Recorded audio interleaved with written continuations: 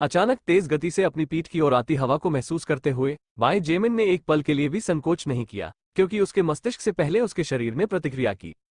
180 degree घूमकर और अपनी तलवार को ऊंचा उठाकर बाई जेमिन के 85 शक्ति बिंदु पूरी तरह से फूट पड़े और उसने नीचे की ओर भयंकर वार किया, मानो वह अपने दुश्मन को 2 टुकड़ों में विभाजित करना चाहता हो। झनकार, धातु के धातु से टकराने की आवाज जोर से गूंजी और बाई जेमिन को लगा कि उसका दाहिना हाथ थोड़ा सुन्न हो गया है। हालांकि इस समय उसकी ताकत कम नहीं थी, इसलिए उसे पीछे हटने के लिए मजबूर नहीं होना पड़ा। तुम अंततः बाहर आ ही गए, तुम शापित ज़ोंबी। बाई जेमिन के चेहरे पर मुस्कान उभरी जब उसने अपने अपेक्षित दुश्मन को देखा। वास्तव में मिंग शुई शुई का वर्णन अपूर्ण किंतु सटीक था। ये जानवर निस्संदेह एक ज़ॉम्बी था, हालांकि सामान्य ज़ॉम्बी या किसी भी अन्य ज़ॉम्बी से अलग जिसका सामना बाई जेमिन ने अब तक किया था। इस ज़ॉम्बी की त्वचा पूरी तरह से गहरे नीले रंग की थी। ज़ॉम्बी की आंखें चौड़ी खुली हुई थी और बाकी ज़ॉम्बी से अलग उसकी आंखों में हरे रंग की चमक से पता चलता था कि उसकी दृष्टि मौजूद थी, सामान्य ज़ॉम्बी से अलग जो कुछ भी नहीं देख सकते थे। लेकिन सबसे खास बात यह थी कि उसका शरीर बेहद फुर्तीला लग रहा था और 2 भुजाओं के बजाय उसके अनबों के रूप में 2 अजीब तीखे दिखने वाले तलवार जैसे ब्लेड थे। भागो! बाई जेमिन चिल्लाया और उसने अपने शरीर का पूरा वजन आगे की ओर धकेलते हुए अपनी पूरी ताकत तलवार पर लगा दी, जो ज़ोंबी के ब्लेड में से एक से टकरा गई थी। हैरानी की बात यह है कि ज़ोंबी को कई कदम पीछे हटना पड़ा। इससे पता चला कि उसकी ताकत निस्संदेह बाई जेमिन से कमतर थी। ज़ोंबी के मुंह से एक अजीब सी घुरघुराहट निकली और अचानक उसका शरीर आगे की ओर झुक गया और उस स्थान से गायब हो गया जहां वो एक क्षण पहले खड़ा था। तेज, यह ज़ोंबी अविश्वसनीय रूप से तेज था। बाई जेमिन की पुतलियां और भी अधिक फैल गई और दांत पीसते हुए उसने तुरंत पूरी ताकत से उसके दाहिने हिस्से की ओर वार किया। झनकार, टकराना, एक शक्तिशाली धातु की आवाज के बाद वो ज़ोंबी जो तेज था लेकिन स्पष्ट रूप से विशेष रूप से उच्च शक्ति का नहीं था, उड़ गया और विपरीत दीवार से जोर से टकराया। हालांकि बाई जेमिन कुछ डरे बिना नहीं रह सके। यदि उसने पहले प्रयोग में एड्रेनालाइन के प्रवाह को नियंत्रित करने और बढ़ाने के लिए अपने रक्त हेरफेर कौशल का उपयोग नहीं किया होता, तो उसकी सामान्य सजगता उसके लिए पहले के हमले पर समय पर प्रतिक्रिया करने के लिए पर्याप्त नहीं होती। इसका मतलब यह था कि अब तक उसकी मृत्यु हो चुकी होती। सिर्फ एक व्यापार के बाद मृत, विकास के मार्ग पर आधिकारिक रूप से कदम बढ़ाने वाले जीव कितने भयानक थे।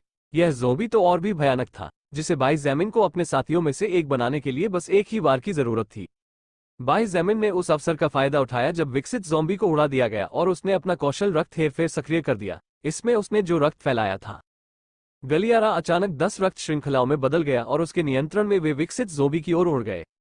विकसित ज़ोंबी की हरी आंखें ठंडी चमक रही थी और वह अजीब पैटर्न में चलने से पहले उछल पड़ा।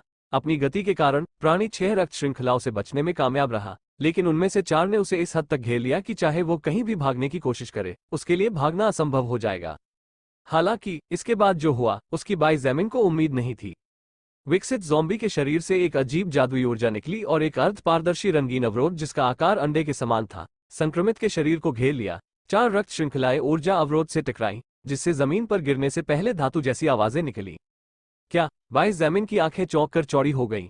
हालांकि विकसित ज़ॉम्बी अचानक अपनी जगह से गायब हो गया, बिना उसे ये सोचने का समय दिए कि अभी क्या हुआ था। अरे! बाई जेमिन ने तुरंत पलटकर अप्रत्याशित हमले से बचाव के लिए अपनी तलवार को रक्षात्मक मुद्रा में उठाया। झनकार, इस बार क्योंकि वो आश्चर्यचकित था, बाई जेमिन को लगभग 5 मीटर पीछे हटना पड़ा क्योंकि उसके पैर फर्श पर बिछे कालीन पर घसीटे जा रहे थे। स्वूश! विकसित ज़ोंबी आगे बढ़ा और दोनों ब्लेड जैसे हथियारों का उपयोग करके 2 बार वार किया। खड़खड़ाहट, खड़खड़ाहट! बाई जेमिन को रक्षात्मक मुद्रा में आना पड़ा क्योंकि वो ये समझने की कोशिश कर रहा था कि अभी क्या हुआ था। क्या इस विकसित ज़ोंबी का अर्जित कौशल उसके शरीर पर मौजूद 2 ब्लेड नहीं थे? बाई जेमिन अचंभित रह गया और उसे फिर से वो कारण याद आया जिसके बारे में लिलित ने उसे पहले बताया था कि वो ब्रह्मांड के इतिहास में उन कुछ प्राणियों में से एक है जो उच्च क्रम के दुश्मन को सफलतापूर्वक हराने और मारने में सक्षम है। ऐसे जीव बहुत डरावने थे। अगर पहले क्रम के विकसित जीव पहले से ही इतने शक्तिशाली थे, तो दूसरे क्रम के जीव कितने शक्तिशाली थे? इससे भी बदतर, लिलित कितनी शक्तिशाली थी, और उसके जैसे सभी छठे क्रम के जीव? अब जाकर बाई जेमिन को समझ में आया कि लिलित जैसे लोग उसे और उसके जैसे लोगों को अलग अलग श्रेणियों में क्यों रखते थे। निम्न अस्तित्व और उच्च अस्तित्व, उन दोनों के बीच का अंतर बहुत बड़ा था। चूंकि तुम्हारे पास वो अजीब कौशल है, तो मैं अपनी तलवार से तुम्हारा सिर काट दूंगा। बाई जेमिन ने अपने दांत पीस लिए और पूरी ताकत से आगे की ओर वार किया। विकसित ज़ॉम्बी को उड़ते हुए कई मीटर तक जमीन पर लुढ़काया गया और फिर वो अपने पैरों पर खड़ा हो गया। हालांकि इससे पहले कि वो एक कदम भी आगे बढ़ा पाता और अपनी भूतिया गति से बाहर निकल पाता, बाई जेमिन पहले ही उसके सामने आ चुका था और फिर से हमला कर रहा था, जिससे विकसित ज़ॉम्बी को वार को रोकने के लिए अपनी दोनों ब्लेड जैसी भुजाएं ऊपर उठाने पर मजबूर होना पड़ा। टकराना। पुनः विकसित ज़ोंबी को उड़ा दिया गया और इस बार उसका शरीर 20 मीटर दूर दीवार से टकराया, जिससे एक शक्तिशाली धमाका हुआ और दीवार टूट गई।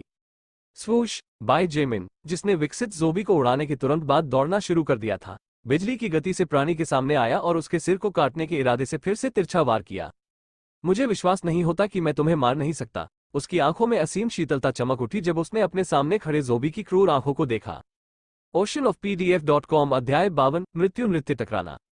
बाय जेमिन ने जुवान्युआन तलवार को इतनी शक्ति से घुमाया था कि विकसित ज़ोंबी को एक घुटने पर झुकना पड़ा और वार को रोकने के लिए दोनों अंगों को एक्स आकार में पार करना पड़ा। शक्तिशाली टक्कर के कारण जमीन भी थोड़ी सी फट गई थी, लेकिन इतना ही नहीं हुआ। दरार, एक बहुत ही छोटी सी ध्वनि जो आमतौर पर किसी का ध्यान नहीं खींचती, उस शांत गलियारे के बीच में गूंजी जहां दो प्राणी जीवित रहने और कुछ श्रेष्ठ बनने के लिए संघर्ष कर रहे थे। विकसित ज़ोंबी की हरी आंखें धीरे से फड़कने लगी और उसके मुंह से एक अजीब सी गुर्राहट निकली जब उसने दोनों ब्लेडों पर आई छोटी सी दरार को देखा।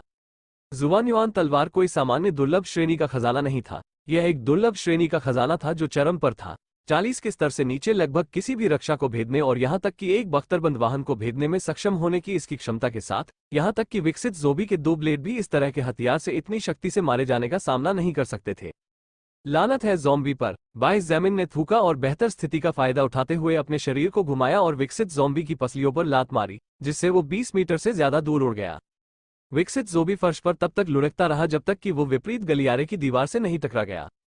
अगर कोई अन्य लेवल 21 जीवित प्राणी इस ज़ोंबी का सामना कर रहा होता, तो वो व्यक्ति निस्संदेह तुरंत मर जाता या संक्रमित हो जाता। हालांकि बाय जेमिन लगातार अपने से ज्यादा शक्तिशाली अस्तित्वों से लड़ रहा था और उन्हें हराने पर उसके आंकड़ों में एक निश्चित शक्ति वृद्धि हुई, इसलिए उसकी वास्तविक शक्ति किसी भी अन्य लेवल 21 की तुलना में बहुत अधिक थी। इसके अलावा वर्तमान बाय जेमिन एक अजीब प्रभाव में था जिसमें उसके कौशल रक्त हेरफेर के माध्यम से एड्रेनालाइन के तेजी से परिसंचरण के कारण उसकी सजगता और प्रतिक्रिया की गति सामान्य से कम 2 या 3 गुना अधिक बढ़ गई थी। यदि इनमें से केवल एक भी कारक मौजूद न होता तो बाय जेमिन पहले ही पराजित हो चुका होता, क्योंकि यद्यपि उसकी शक्ति का स्तर कम से कम 2 गुना अधिक था, उसकी चपलता कम थी, इसलिए उसे मारे जाने से पहले प्रतिक्रिया करने का भी समय नहीं मिलता। झनकार, टकराना, धातु की ध्वनि और विस्फोट पूरे गलियारे में गूंज रहे थे क्योंकि विकसित ज़ोंबी ने बाय जेमिन को पराजित करने के लिए अपनी बेहतर चपलता का उपयोग करने की कोशिश की थी। हालांकि प्राणी अपनी सजगता और प्रतिक्रिया की गति पर काबू पाने में विफल रहा, इसलिए वो हमेशा अपनी तलवार से टकराने के बाद उड़ जाता था। यह ज़ॉम्बी उस अजीब कौशल का इस्तेमाल क्यों नहीं कर रहा है जिसका इस्तेमाल उसने पहले मेरे हमलों को रोकने के लिए किया था? बाय जेमिन ने विकसित ज़ॉम्बी से टकराते हुए अपनी भौहें सिकोड़ ली। विकसित ज़ोंबी के ब्लेड में छोटी छोटी दरारें थीं जो धीरे धीरे लेकिन निश्चित रूप से प्रत्येक टक्कर के साथ व्यापक रूप से फैलने लगी। हालांकि जानवर उस अजीब अवरोध का उपयोग नहीं कर रहा था जिसने रक्त श्रृंखलाओं को रोक दिया था। क्या ऐसा हो सकता है कि वो अब इसका उपयोग नहीं कर सकता? ऐसा विचार उसके दिमाग में कौंधा और उसने तुरंत अपने रक्त हेरफेर कौशल को फिर से सक्रिय कर दिया, बिना रक्त की कमी की चिंता किए, क्योंकि अधिकांश गलियारों में रक्त फैलाने की उसकी पिछली तैयारी ने उसके लिए सब कुछ सरल कर दिया था। स्वूश, 30 से अधिक मन अंक खर्च करने के बाद 6 विशाल रक्त भाले हवा में तैरने लगे और पूरी गति से उस विकसित ज़ोंबी की ओर फेंके गए जो उड़ने के बाद खड़े होने के लिए संघर्ष कर रहा था। हालांकि वो अजीब अवरोध फिर से प्रकट हुआ जिससे बाय जेमिन को परेशानी हुई। उस कौशल की कमजोरी का पता लगाने से पहले वो और अधिक मन बर्बाद करने के लिए तैयार नहीं था। अंत में बाय जेमिन एक बार फिर विकसित ज़ोंबी के साथ मौत के एक भयंकर नृत्य में उलझ गया जहां एक भी गलती किसी की भी मौत का कारण बन सकती थी। धीरे धीरे प्राणी को चिन्हित कमरों में से एक में वापस जाने के लिए मजबूर किया गया जहां योजना का अंतिम चरण शुरू होने वाला था। तारानकन चौथी मंजिल के एक कमरे में खनक खनक खनक, धमाक धमाक धमाक धमाक। कमरे के अंदर धातु के टकराने और फिर धमाकों की आवाज सुनाई दे रही थी। कमरे के कोने में 4 दोस्त बैठे थे, दरवाजे से जितना हो सके उतना दूर हटते हुए डरी हुई आंखों से उस तरफ देख रहे थे। लगभग 5 मिनट हो गए हैं लेकिन लड़ाई की आवाज अभी भी जारी है, लीना ने मच्छर की भिनभिनाहट की तरह धीरे से फुसफुसाया। दोस्तों का समूह इस उम्मीद में इंतजार कर रहा था कि कोई ऐसा व्यक्ति आएगा जो उन्हें इस नरक से बचा सके जिसमें वे फंसे हुए हैं। हालांकि जो व्यक्ति इमारत में घुसा था वो उस व्यक्ति से अधिक दूर चला गया था जो कई दिन पहले चुपके से अंदर आया था। ऐसा लग रहा था कि इस नए व्यक्ति को भी एक ऐसी शक्तिशाली बाधा का सामना करना पड़ा था जो उसे इतने लंबे समय तक रोके रख सकी। ऐसा लगता है कि हम केवल प्रार्थना ही कर सकते हैं, गांव मिन ने फुसफुसाते हुए उत्तर दिया और दोनों हाथ जोड़कर प्रार्थना करने लगी। जिस क्षण सारी आशाएं समाप्त हो जाती हैं और केवल एक अलौकिक चमत्कार की आशा रह जाती है, तब सबसे कम विश्वास करने वाला व्यक्ति भी मोक्ष की तलाश में किसी सर्वशक्तिमान ईश्वर से प्रार्थना करना शुरू कर देता है। अगर इस व्यक्ति को भी जाने के लिए मजबूर किया गया, मुझे नहीं लगता कि मैं एक और दिन सहन कर पाऊंगी। फैन वो अपने खूबसूरत चेहरे पर आंसू बहने से नहीं रोक पाए। वो पहले ही टूटने के बिंदु पर पहुंच चुकी थी और शायद 4 दोस्तों में सबसे बुरी थी। वो यीजुन ने अपनी भौहें सिकोड़ ली और उसकी आंखों में चिंता की झलक दिखाई दी। वो उन 4 लड़कियों में से अकेली थी जिसने एक पल के लिए उस व्यक्ति को देखा था जो इमारत में घुसा था। इतना तेज चलने वाला व्यक्ति भी रुकने को मजबूर हो गया। वो यीजुन ने भयभीत होकर मन ही मन सोचा, यदि एक व्यक्ति जो पलक झपकते ही कई दसियों मीटर की दूरी पार करने में सक्षम है, उसे दूसरे पक्ष को पराजित किए बिना इतने लंबे समय तक लड़ने के लिए मजबूर होना पड़ा, तो इसका मतलब केवल यही हो सकता है कि दुश्मन अविश्वसनीय रूप से शक्तिशाली था। केवल अब वो यीजुन को एहसास हुआ कि वे कितने भाग्यशाली थे कि वे अब तक जीवित रहे और 6 दिनों में पहली बार वो चुपचाप इस जगह में बंद होने के लिए आभारी थी जिसे उसने पहले नरक कहा था। टकराना। जब चारों मित्रों का समूह उन सभी की सुरक्षा और विजय के लिए प्रार्थना कर रहा था जो बाहर मौजूद किसी भी चीज से लड़ रहे थे, तो कमरे का दरवाजा अचानक खुला और उसके पास एक मानव जितनी ऊंचाई का शरीर दिखाई दिया। दरवाजा ढह गया। राक्षस, यह एक ज़ॉम्बी है। हे भगवान, ये खत्म हो गया। लड़कियां डर के मारे चीखने लगी और अपने अंदर से ऐसी ऊर्जा इकट्ठा करने लगी जिसका उन्हें पता भी नहीं था कि वे उठ खड़ी हुई और दूसरे कोने की ओर भागी जब उन्होंने नीली चमड़ी वाले ज़ॉम्बी को लड़खड़ाते कदमों से अपने पैरों पर खड़ा होते देखा। विकसित ज़ॉम्बी ने अपना मुंह खोला और एक कदम आगे बढ़ने से पहले हत्या की मंशा से भरी आंखों से उनकी ओर देखा। ज़ॉम्बी की हरी भरी आंखें उन्हें रक्तरंजित निगाहों से घूरती देख चारों लड़कियों के चेहरे डर से पीले पड़ गए। स्वूश! चारों लड़कियों की आंखों के सामने एक छाया चमकी, फिर एक शक्तिशाली धातु के धमाके ने उनके कानों को झंझना दिया। जब उस छाया को उस अजीब नीली त्वचा वाले प्राणी की 2 अजीब ब्लेड जैसी भुजाओं ने रुकने पर मजबूर किया, तो उन्हें आखिरकार अपने जीवन के संभावित उद्धारकर्ता की एक झलक मिली। oceanofpdf.com अध्याय 53 एक सिक्के के 2 पहलू। टकराना। जुबान्युआन तलवार और विकसित ज़ॉम्बी के 2 तेज ब्लेडों के बीच टकराव के कारण उत्पन्न शॉकवेव से फर्श टूट गया और खिड़की के शीशे टूट गए। अंत में उस आदमी को देखकर जिसने महिला छात्रावास में प्रवेश करने का साहस किया था और जिसने इस स्थान तक पहुंचने के लिए न जाने कितने खतरनाक जीवों को मारा था, 4 दोस्तों के समूह को इस तथ्य से थोड़ा आश्चर्य हुआ कि वो वास्तव में उनसे 2 या 3 साल छोटा व्यक्ति था। हालांकि सबसे बड़ा आश्चर्य तब हुआ जब उन्होंने देखा कि इस युवक में वास्तव में उस नीली त्वचा और हरी आंखों वाले ज़ॉम्बी जैसे अजीब और डरावने राक्षस के खिलाफ बराबरी पर लड़ने की ताकत थी। नहीं, वास्तव में उसके चेहरे के भाव से ऐसा लग रहा था कि वो ऊपरी हाथ रखता है। उस भयानक गति को याद करके जिससे उसने गेट पार किया था और वह भयानक ताकत जो इतनी शक्तिशाली थी कि बिना जमीन को छुए ही उसमें हल्की सी दरार डाल सकती थी, वो यीजुन और उसके दोस्त आश्चर्यचकित हुए बिना नहीं रह सके। बेशक चारों लड़कियों को जो सबसे ज्यादा महसूस हुआ वो थी आशा, जीवित रहने की आशा, अंततः इस जेल से रिहा होने की आशा जो उनके लिए स्वर्ग थी लेकिन साथ ही नरक भी थी। लेकिन वास्तव में इस युद्ध में बाई जेमिन का पलड़ा भारी था, लगभग अपने दुश्मन पर भारी पड़ने की हद तक। क्या ये चीज थोड़ी कमजोर नहीं है? विकसित ज़ॉम्बी के विरुद्ध तलवारें टकराते समय बाई जेमिन अपने मन में फुसफुसाए इन शब्दों को रोक नहीं सका। उसने कोने में बैठे 4 दोस्तों पर ध्यान नहीं दिया था, क्योंकि यद्यपि वर्तमान में वह लाभ में था, लेकिन एक चूक उसके लिए अंत का कारण बन सकती थी। ऐसा नहीं है कि वो प्राणी कमजोर है, बल्कि वो ज़ॉम्बी बहुत ताकतवर है, लिलिथ ने आलस से जवाब दिया। यहाँ समस्या तुम हो। फर्स्ट ऑर्डर ब्लेजिंग बीटल को हराने के बाद तुम्हारी शक्ति में बहुत वृद्धि हुई है। इसके अलावा विकसित अस्तित्वों में शक्ति और प्रकार के साथ साथ युद्ध शैली में भी अंतर होता है। बाई जेमिन ने विकसित ज़ॉम्बी को लात मारने से पहले सिर हिलाया और उसे खिड़की से लगभग गिरा दिया। वह आखिरकार अपने लक्ष्य तक पहुंच गया था, अब उसे बस वहां एक पल इंतजार करना था। बेशक ऐसा करना आसान नहीं था क्योंकि विकसित ज़ॉम्बी लगातार घूम रहा था और उसकी चपलता से बाई जेमिन को सिरदर्द हो रहा था।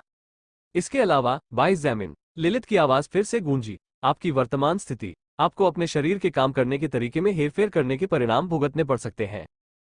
बाई जेमिन पूछने ही वाला था कि उसके इन शब्दों का क्या मतलब था कि अचानक उसके चेहरे का भाव बदल गया और वो हल्का सा गुर्राया। उसके मुंह के कोने से खून की एक छोटी सी धार निकली जिससे वो अचंभित रह गया। ये सब क्या है? विकसित ज़ॉम्बी उसे एक बार भी नहीं मार पाया था, फिर अचानक से उसके शरीर से खून कैसे बहने लगा? इसके अलावा उसकी नसें अचानक से बहुत गर्म होने लगी, मानो खून की जगह उसके अंदर जलता हुआ लावा बह रहा हो। मैंने तुमसे कहा था, लिलिथ ने भौहें सिकोड़ी और उसकी आंखों में चिंता की झलक दिखाई दी। आप वर्तमान में मानव शरीर विज्ञान के अपने प्राकृतिक ज्ञान और अपने रक्त हेरफेर कौशल के कारण एक सक्रिय कौशल बनाने के करीब हैं, लेकिन जाहिर है कि आप अभी भी कुछ याद कर रहे हैं। आपको अपने रक्त को नियंत्रित करके अपनी नसों में बहने वाले एड्रेनालाइन को नियंत्रित करना बंद कर देना चाहिए, अन्यथा दर्द और भी बदतर हो जाएगा और आपको गंभीर चोट लग सकती है। जबकि एड्रेनालाइन ज्यादातर फायदेमंद था, ऐसा तब होता था जब ये सामान्य गति से बह रहा होता था और शरीर ऐसी उत्तेजना पर प्रतिक्रिया कर सकता था। इतनी ज्यादा मात्रा में सोल को अवशोषित करने के बाद बाई जेमिन का शरीर कई गुना बढ़ गया था। शक्ति, इसलिए जिस सामान्य गति से उसका एड्रेनालाइन स्वाभाविक रूप से चलता था वह भी एक सामान्य व्यक्ति की तुलना में कई गुना तेज थी। हालांकि अपने स्वयं के रक्त में हेरफेर करके बाई जेमिन ने उस गति को दोगुना करने के लिए मजबूर किया था। बाई जेमिन ने कोई जवाब नहीं दिया, लेकिन उसकी आंखों में चमक आ गई और उनमें दृढ़ संकल्प की झलक दिखाई दी। अगर वो अपने एड्रेनालाइन को नियंत्रित करना बंद कर देता है, जिसे वो रक्त प्रवाह के माध्यम से नियंत्रित कर सकता है, तो वो एड्रेनालाइन जल्द ही गायब हो जाएगा, क्योंकि विकसित ज़ोंबी को पीटने के बाद उसे जो शुरुआती डर महसूस हुआ था वो गायब हो गया था। अगर वो पदार्थ जो उसकी सजगता और प्रतिक्रिया की गति को बढ़ाता था गायब हो गया, तो बाई जेमिन को विकसित ज़ोंबी के हमलों को रोकने में सक्षम होने का कोई भरोसा नहीं था। विकसित ज़ोंबी की गति वर्तमान बाई जेमिन के लिए बहुत अधिक थी, और यदि वो इसके हमलों से खुद का बचाव नहीं कर सकता था तो उसकी बेहतर ताकत बेकार थी। इसके अलावा उसका एक और मकसद भी था। बाई जेमिन ने मन ही मन आह भरी और लिलित की तरफ देखा। हर चीज के परिणाम होते हैं, और वो अपने लक्ष्य को प्राप्त करने के लिए कुछ कष्ट सहने को तैयार था। कभी कभी जीवन ऐसा ही होता है, हानि और लाभ एक ही सिक्के के दो पहलू होते हैं। तारांकन तारांकन तारांकन। इसी बीच महिला छात्रावास से कुछ दर्जन मीटर दूर एक इमारत में चेन हे और शांगगुआन बिंगजू इमारत की सबसे ऊपरी मंजिल पर एक बड़ी टूटी खिड़की के पास खड़े थे। चेन हे अपने बाएं हाथ से अपना धनुष पकड़े हुए था और अपने दाहिने हाथ पर रबर के दस्ताने पहने हुए थे, ताकि वो बर्फीले डंडे को पकड़ सके जिसे शांगगुआन बिंगजू ने बनाया था। हालांकि वो तापमान को नियंत्रित कर रही थी, लेकिन ये देखना संभव था कि ठंड के कारण उसका हाथ थोड़ा कांप रहा था। बर्फ के खंभे से जुड़ी कार्बन फाइबर केबल खिड़की से बाहर गिर रही थी और कुछ मीटर दूर जमीन पर लियांग पेंग को देखा जा सकता था। केबल के दूसरे सिरे को दोनों हाथों से पकड़े वे तीनों महिला छात्रावास की चौथी मंजिल की खिड़कियों को घूर रहे थे। हालांकि बाई जेमिन ने कहा था कि वो ज़ोंबी को उन खिड़कियों में से एक पर फुसलाएगा, लेकिन ये बताना असंभव था कि वो कौन सी खिड़की होगी। वहां पर शांगगुआन बिंगजू ने अचानक कुछ अजीब देखा और चेन हे को स्थान इंगित करने के लिए अपना शुद्ध हाथ उठाया। समझ गया। चेन हे ने सिर हिलाया और जल्दी से अपने धनुष पर बर्फ का डंडा रखा, और उसने एक पेशेवर शूटिंग मुद्रा अपना ली, जिसका वह आदी हो चुका था और जिसे उसने वर्षों में निपुणता से सीखा था। शांगगुआन बिंगजू ने एक पल के लिए उसे देखा और फिर आगे बढ़कर खिड़की से बाहर छलांग लगाकर लड़ने के लिए तैयार हो गई। हालांकि वो दूर से हमला कर सकती थी, लेकिन उसका लक्ष्य जितना दूर होता, उसे हवा में अपनी बर्फ की रचनाओं को नियंत्रित करने में उतना ही अधिक समय लगता, और इस तथ्य के कारण कि उसके पास कोई टेलीकिनेसिस नहीं था, उसे बहुत ज्यादा मात्रा में मैना खर्च करने की जरूरत थी। इसलिए उसके पास जितना संभव हो सके उतना करीब जाने के अलावा कोई विकल्प नहीं था। चेन हे की नजर एक पल के लिए लक्ष्य से भटक गई और शांगगुआन बिंगजू पर पड़ी, जो हवा में तैर रही थी और एक अमर बर्फ परी की तरह मंडरा रही थी। अंत में उसने अपना सिर हिलाया और जल्दी से ध्यान केंद्रित किया। हिलना मत। उसने अपनी आंखें सिकोड़ते हुए बड़बड़ाया। कई मीटर दूर अपनी दृष्टि रेखा में चेन हे अजीब नीली चमड़ी वाले ज़ॉम्बी की पीठ को देख सकता था, जैसा कि मिंग शुई शुई ने बताया था। वो बाई जेमिन के शरीर को लगातार चमकते हुए भी देख सकता था, जो एक ऐसी लड़ाई में उलझा हुआ था जिसमें तलवारें लगातार टकरा रही थीं। मैंने तुम्हें पकड़ लिया, चेन हे ने किसी विशेष व्यक्ति की ओर से नहीं बल्कि फिर से फुसफुसाते हुए कहा, और धनुष की डोरी पर से अपनी पकड़ छोड़ने से पहले उसकी आंखें ठंडी चमक उठी। बर्फ का टुकड़ा एक तीर में बदल गया था, जो आश्चर्यजनक रूप से तेज गति से चल रहा था और 1 या 2 सेकंड में ही अपने लक्ष्य पर जा लगा। oceanofpdf.com अध्याय 54 बोध स्वूश। बर्फ की तीली धनुष की डोरी से अलग होते ही बाई जेमिन के कानों में तेज हवा की तीखी आवाज पहुंची। उसने तुरंत और बिना देरी किए विकसित ज़ोंबी के ब्लेड को पूरी ताकत से दबाया। पिछली बार की तरह उसे उड़ाने के बजाय इस बार उसका लक्ष्य उसे बिना हिले डुले अपनी जगह पर मजबूती से रखने की पूरी कोशिश करना था। बर्फ का वो डंडा जिसे तीर के रूप में इस्तेमाल किया गया था, विकसित ज़ोंबी की पीठ पर जोर से लगा और आसानी से उसके पूरे शरीर में घुस गया, जब तक कि उसकी नोक छाती के क्षेत्र में नहीं घुस गई। गर्जन। विकसित ज़ोंबी के मुंह से एक घायल शेर जैसी अजीब दहाड़ निकली, क्योंकि उसकी हरी आंखें चौड़ी हो गईं और वह अपने शरीर में घुसी अजीब वस्तु से खुद को छुड़ाने के लिए बेतहाशा संघर्ष करने लगा। दुर्भाग्य से जानवर के लिए शांगगुआन बिंगजू द्वारा बनाई गई बर्फ की छड़ को इस तरह से आकार दिया गया था कि मांस को छेदना आसान था, लेकिन विपरीत दिशा में उभरे छोटे तीखे कांटों के कारण बाहर निकलना बेहद मुश्किल था। यह महसूस करते हुए कि उसे सचमुच मौत का खतरा हो सकता है, विकसित ज़ॉम्बी भागने की कोशिश में बेचैनी से संघर्ष करने लगा। सड़े हुए मांस और सूखे खून की गंध ने बाई जेमिन के नथुनों पर हमला किया। जाहिर है, विकसित ज़ॉम्बी पिछले कुछ दिनों से धीरे धीरे दूसरे जीवों और दूसरे इंसानों का मजा ले रहा था। हालांकि गंध खराब थी। उसने अपने दांत पीस लिए और ज़ॉम्बी को खिड़की के क्षेत्र में मजबूती से पकड़े रखने के लिए सांस रोक ली, ताकि वो भाग न जाए। शांगगुआन बिंगजू का बर्फ कौशल बेहद शक्तिशाली और अद्भुत है, लेकिन चेन हे की निशानेबाजी वास्तव में शानदार है। ये देखते हुए कि वह इस बर्फ के दांव को मारने के लिए केवल एक सामान्य धनुष का उपयोग कर रहा था, बाई जेमिन ने चुपचाप सोचा। लियांग पेन, केबल खींचो अपनी पूरी ताकत से, बाई जेमिन ने जोर से चिल्लाया। छात्रावास में मौजूद लड़कियां चौंक गईं, लेकिन जल्द ही उन्हें एहसास हो गया कि यह युवक अकेला नहीं था, क्योंकि फर्श से एक गहरी आवाज हर जगह गूंज रही थी। मैं कर रहा हूं। इसके तुरंत बाद इमारत के बाहर से युद्ध की दहाड़ के साथ विकसित ज़ॉम्बी अचानक दर्द से चीखने लगा। बर्फ की डंडी उसके मांस में मजबूती से फंस गई और बहुत जोर से घोंपा गया और जीव के शरीर के अंदरूनी हिस्से को चीर दिया, क्योंकि कार्बन फाइबर केबल को जोर से खींचा गया था। लियांग पेंग द्वारा प्रयोग की गई महान शक्ति के कारण विकसित ज़ॉम्बी चौथी मंजिल की खिड़की से बाहर उड़ गया और जमीन की ओर गिरने लगा। तुम लड़कियां दरवाजे से दूर रहो और यहीं इंतजार करो। पीछे देखे बिना बाई जेमिन ने ये शब्द कहे और एक पैर का इस्तेमाल करते हुए खुद को आगे बढ़ाते हुए खिड़की से बाहर छलांग लगा दी। चार दोस्तों के समूह ने एक दूसरे को देखा और जल्दी से बिस्तरों को दरवाजे की ओर खिसकाना शुरू कर दिया, ताकि वे खतरनाक क्षणों में समय खरीद सकें तथा वहां से शक्ति प्राप्त कर सकें, जहां से उन्हें पता नहीं था कि इतने दिनों तक अच्छे भोजन के बिना रहने के कारण उनके पास शक्ति थी। तारानकन तारानकन तारानकन इमारत के बाहर जा, लियांग पेंग पूरी ताकत से चिल्लाया, क्योंकि उसके शरीर की मांसपेशियां अपने सामान्य आकार से दोगुनी हो गईं। भाड़ में जाओ। नीली चमड़ी वाले ज़ॉम्बी को अपनी ओर गिरते देख लियांग पेंग ने अपना विशाल हथौड़ा उठाया और उसे अपने शरीर के पीछे घुमाया, फिर पूरी ताकत से उसे आगे की ओर घुमाया। आसपास की हवा में विस्फोट सा लग रहा था, क्योंकि शक्ति का प्रयोग बहुत अधिक था और चूंकि विकसित ज़ॉम्बी हवा के बीच में दर्द से छटपटा रहा था और अपने शरीर को नियंत्रित करने में असमर्थ था, इसलिए उसके पास बचने का कोई मौका नहीं था। टकराना। संक्रमित व्यक्ति पर जोरदार प्रहार किया गया और उसका शरीर, जो एक घुमावदार रेखा में गिर रहा था, एक सीधी रेखा में उड़ गया, मानो वो कोई उल्का पिंड हो। टकराना। ज़ॉम्बी का शरीर पास की इमारत की दीवार से जोर से टकराया और मलबे का ढेर उस पर गिर गया। ओह, अंत में यह इतना भी नहीं था, है ना? लियांग पेंग ने शानवेगुआन बिंगजू को देखा, जो कई मीटर दूर था और निश्चिंत था।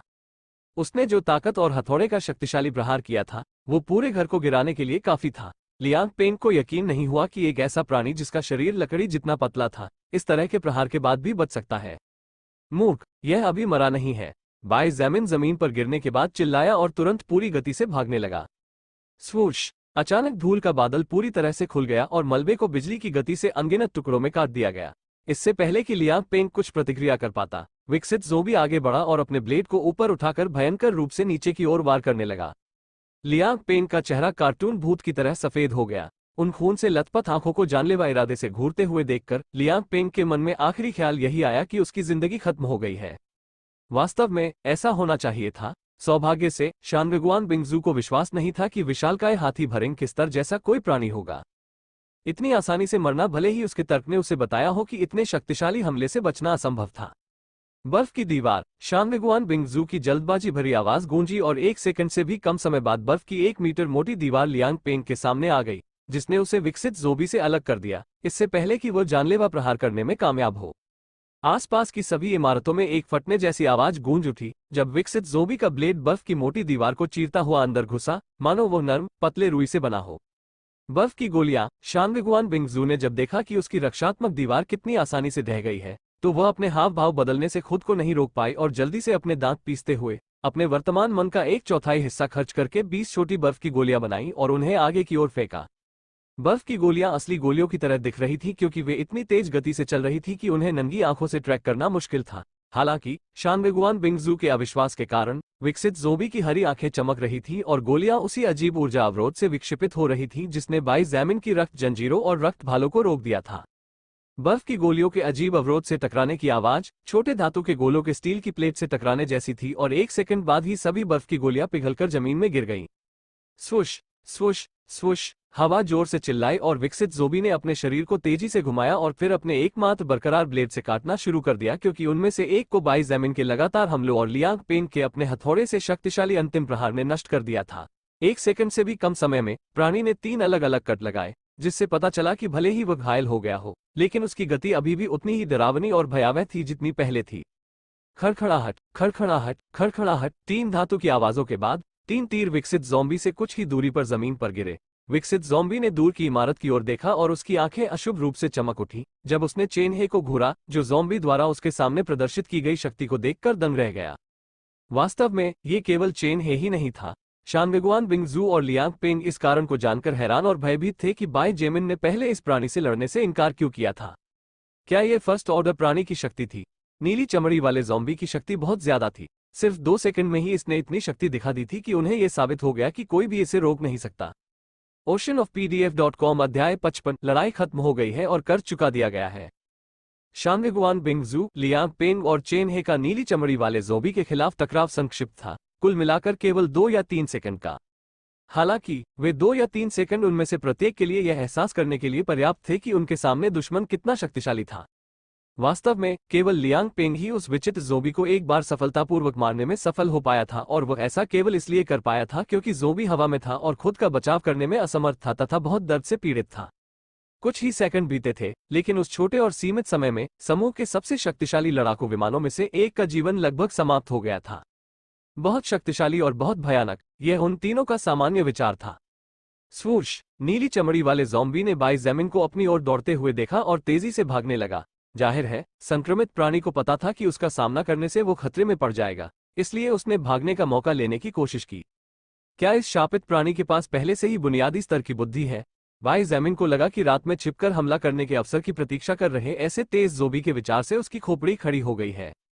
इसे रोको, हम इसे अपने हाथ से जाने नहीं दे सकते। बाई ज़ेमिन ने अपने दांत पीस लिए और अपनी गति को सीमा तक बढ़ा दिया। हालांकि उसके पास अभी भी स्टेटस पॉइंट्स खाली थे और वह उन्हें किसी भी समय चपलता में जोड़ सकता था, जब तक कि बहुत जरूरी न हो। वो उन्हें इतनी आसानी से बर्बाद करने को तैयार नहीं था। विकसित ज़ोंबी जो भागने की कोशिश कर रहा था, उस दिशा में भाग रहा था जहां शानविगुआन बिंगजू थी। इसलिए जब वो उसके सामने पहुंचा और उसे रास्ता रोकते हुए देखा, तो प्राणी अजीब तरह से चिल्लाया और अपने ब्लेड से नीचे की ओर वार किया।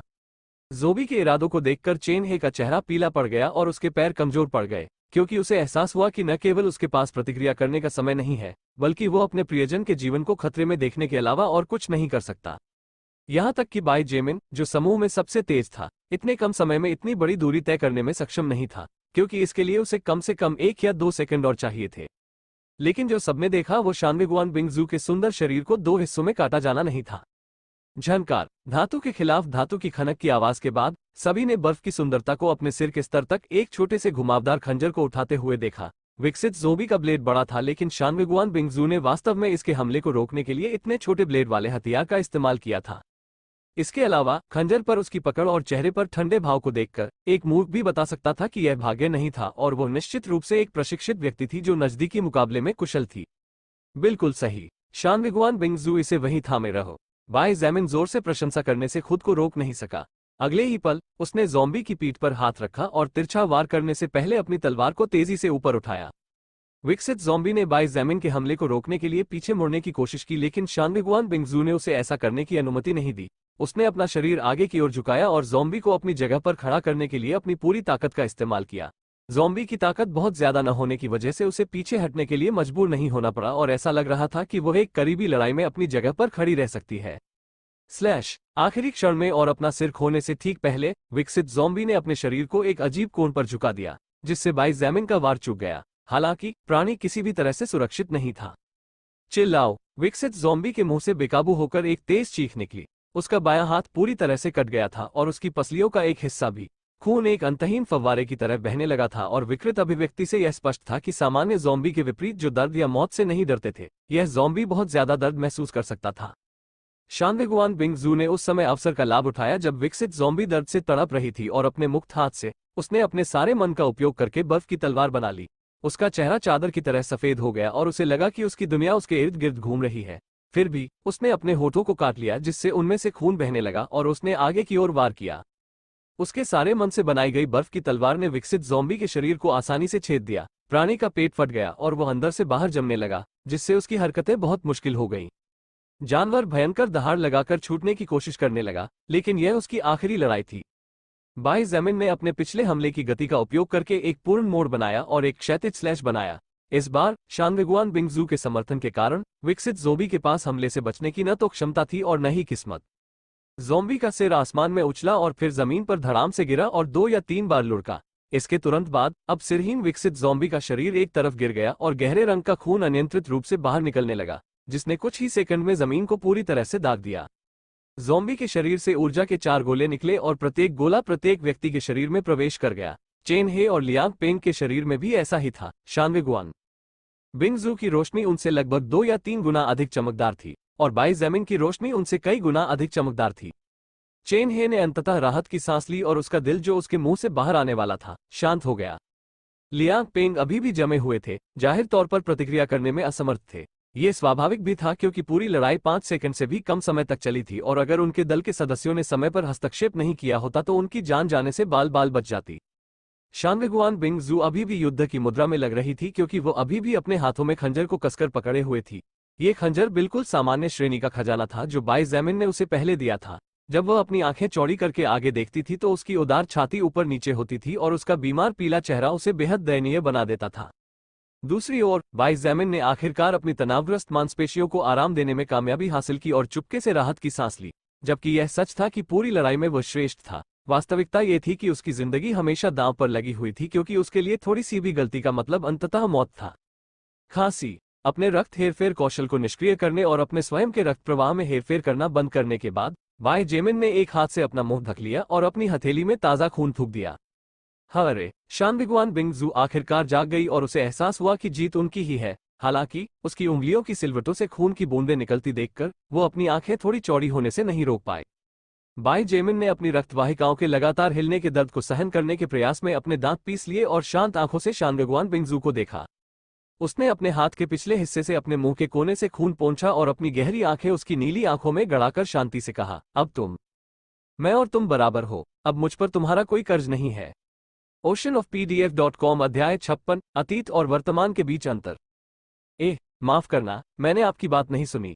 शानवेगुआन बिंग जू ने अपनी भौहों को थोड़ा सिकोड़ा और थोड़ा आगे झुकी। वो ये दिखावा नहीं कर रही थी कि उसने कुछ नहीं सुना, समस्या ये थी कि उसने वास्तव में कुछ नहीं सुना था।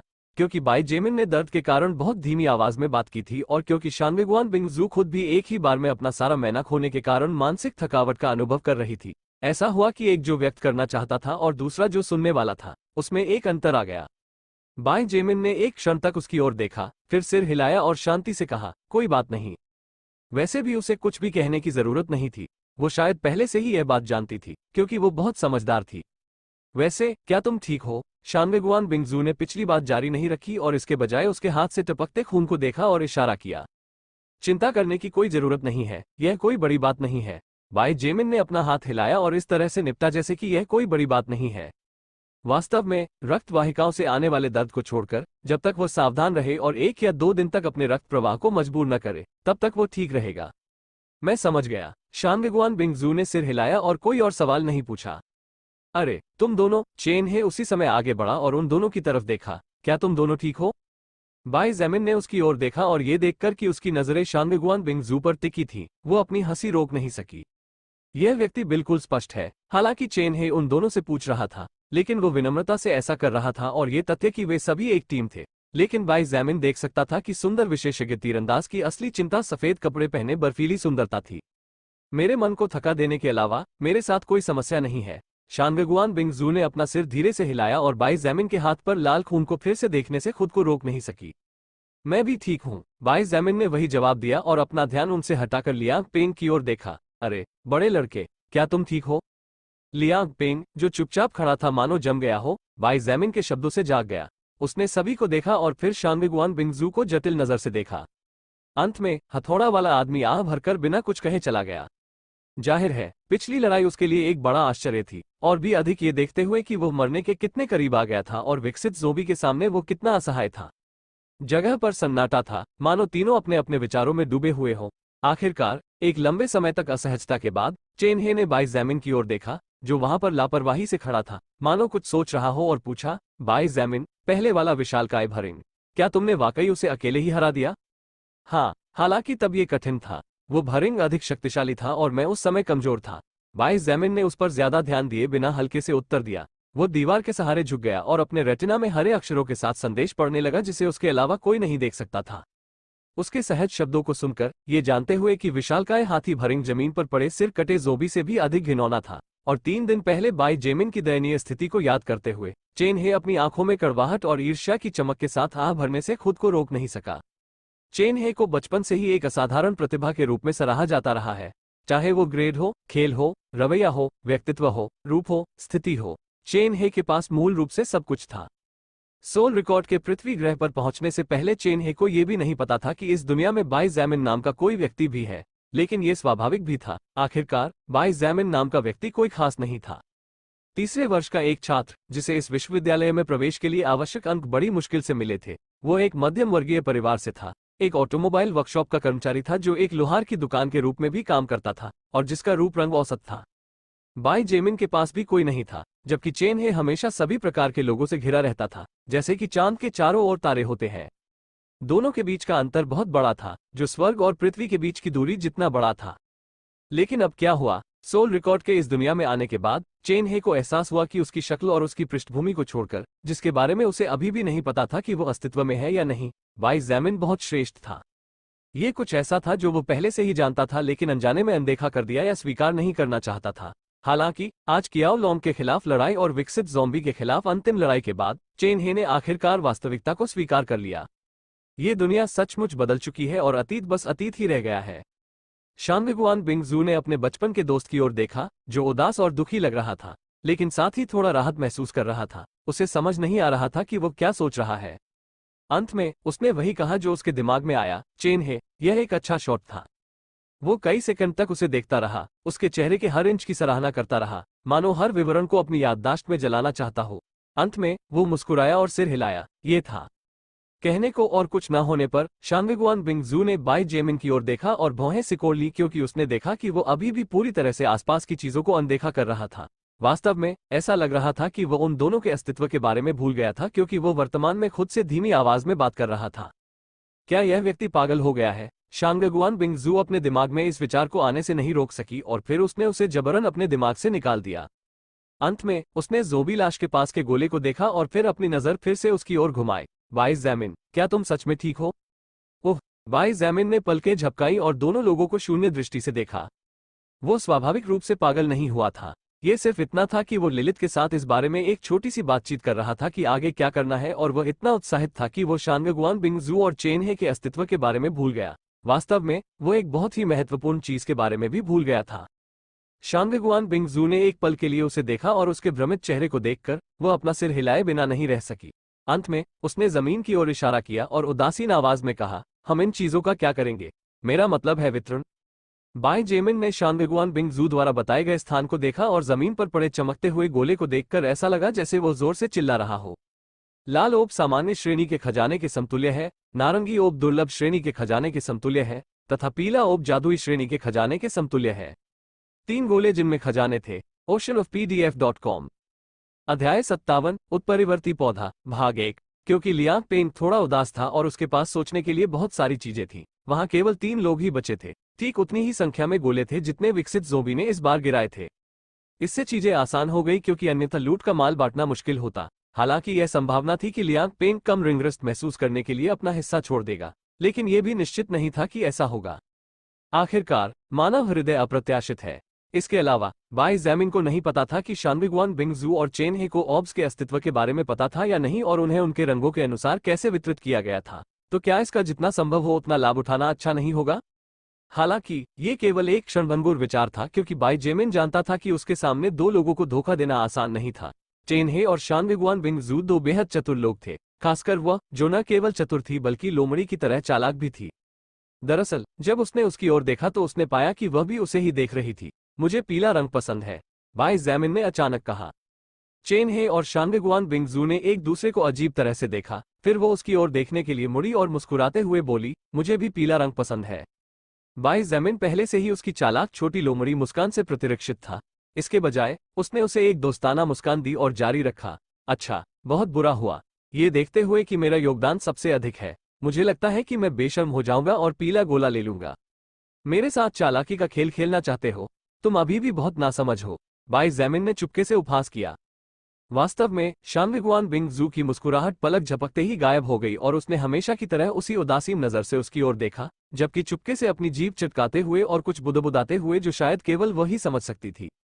कहने को कुछ नहीं था। बाई जेमिन आगे बढ़ा और खुशी से पीला गोला उठा लिया। यह उसका दूसरा पीला गोला था और इस तरह उसका दूसरा जादुई ग्रेड खजाना था। वो मन ही मन कैसे उत्साहित न हो सकता था। गोला उठाने के बाद बाई जेमिन ने शानविगुआन बिंगजू और चेन हे की ओर देखा और धीरे से समझाया, लाल गोला में एक सामान्य ग्रेड खजाना है और नारंगी गोला में एक दुर्लभ ग्रेड खजाना है। हालांकि मुझे लगता है कि यह काफी स्पष्ट है, लेकिन सामान्य खजाना दुर्लभ खजाने से कमतर है। फिर भी दोनों ही अच्छी चीजें हैं। आप दोनों तय करते हैं कि किसे क्या मिलता है। बाई जेमिन की व्याख्या सुनने और एक पल के लिए चुप रहने के बाद चेन हे ने शानविगुआन बिंगजू को देखा और अपने हाथों को लहराते हुए कहा, बिंगजू, आप दुर्लभ खजाना ले लो। मैं लड़ाई के दौरान ज्यादा कुछ नहीं कर सका और आपके द्वारा बनाए गए बर्फ के खंभे को मारने के अलावा मेरा योगदान लियांग पेंग से भी कम है। कम से कम वो उस प्राणी के ब्लेड में से एक को तोड़ने में कामयाब रहा। शांगगुआन बिंगजू ने औपचारिकता नहीं निभाई और बिना कुछ कहे सिर हिला दिया। एक निश्चित बिंदु पर उसका और बाई ज़ेमिंग का एक ही मुख्य लक्ष्य था, जीवित रहना। जीवित रहने और गिरने से बचने और फिर किसी अजीब प्राणी द्वारा खाए जाने के लिए उसे शक्ति की आवश्यकता थी और खजाने निस्संदेह ऐसी शक्ति प्राप्त करने का एक अच्छा तरीका थे। भले ही यह बाहरी ताकत हो, खजाने उन्हें अधिक शक्तिशाली दुश्मनों को हराने में मदद कर सकते थे जो उसे अधिक मात्रा में शुद्ध आत्मा शक्ति को अवशोषित करने की अनुमति देगा।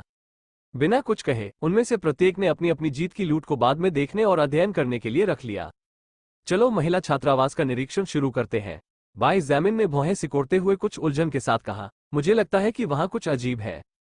शांगगुआन बिंगजू ने उसे अजीब नजरों से देखा, लेकिन कुछ नहीं कहा और उदासीनता से सिर हिलाकर पास की इमारत की ओर चलना शुरू कर दिया। तारानकन तारानकन तारानकन बचे हुए लोगों को फू जुए फेंक कई जिंगई और जोगडे की सुरक्षा में पास की एक इमारत में छोड़ दिया गया था। हालांकि तीनों में से किसी के पास खजाने के स्तर के हथियार नहीं थे, लेकिन कोई भी लोहे की पाइप या लकड़ी की छड़ी लाश से निपटने के लिए पर्याप्त थी, क्योंकि उन सभी के पास एक सामान्य व्यक्ति की तुलना में कम से कम 2 या 3 गुना अधिक कौशल और आंकड़े थे। महिला छात्रावास में सावधानीपूर्वक तलाशी ली गई और इसकी जिम्मेदारी Bai Zemin, Chen He, Shangguan Bingju और लियांग पेंग को सौंपी गई, जो पहले ही अपने नकारात्मक विचारों से थोड़ा उबर चुके थे।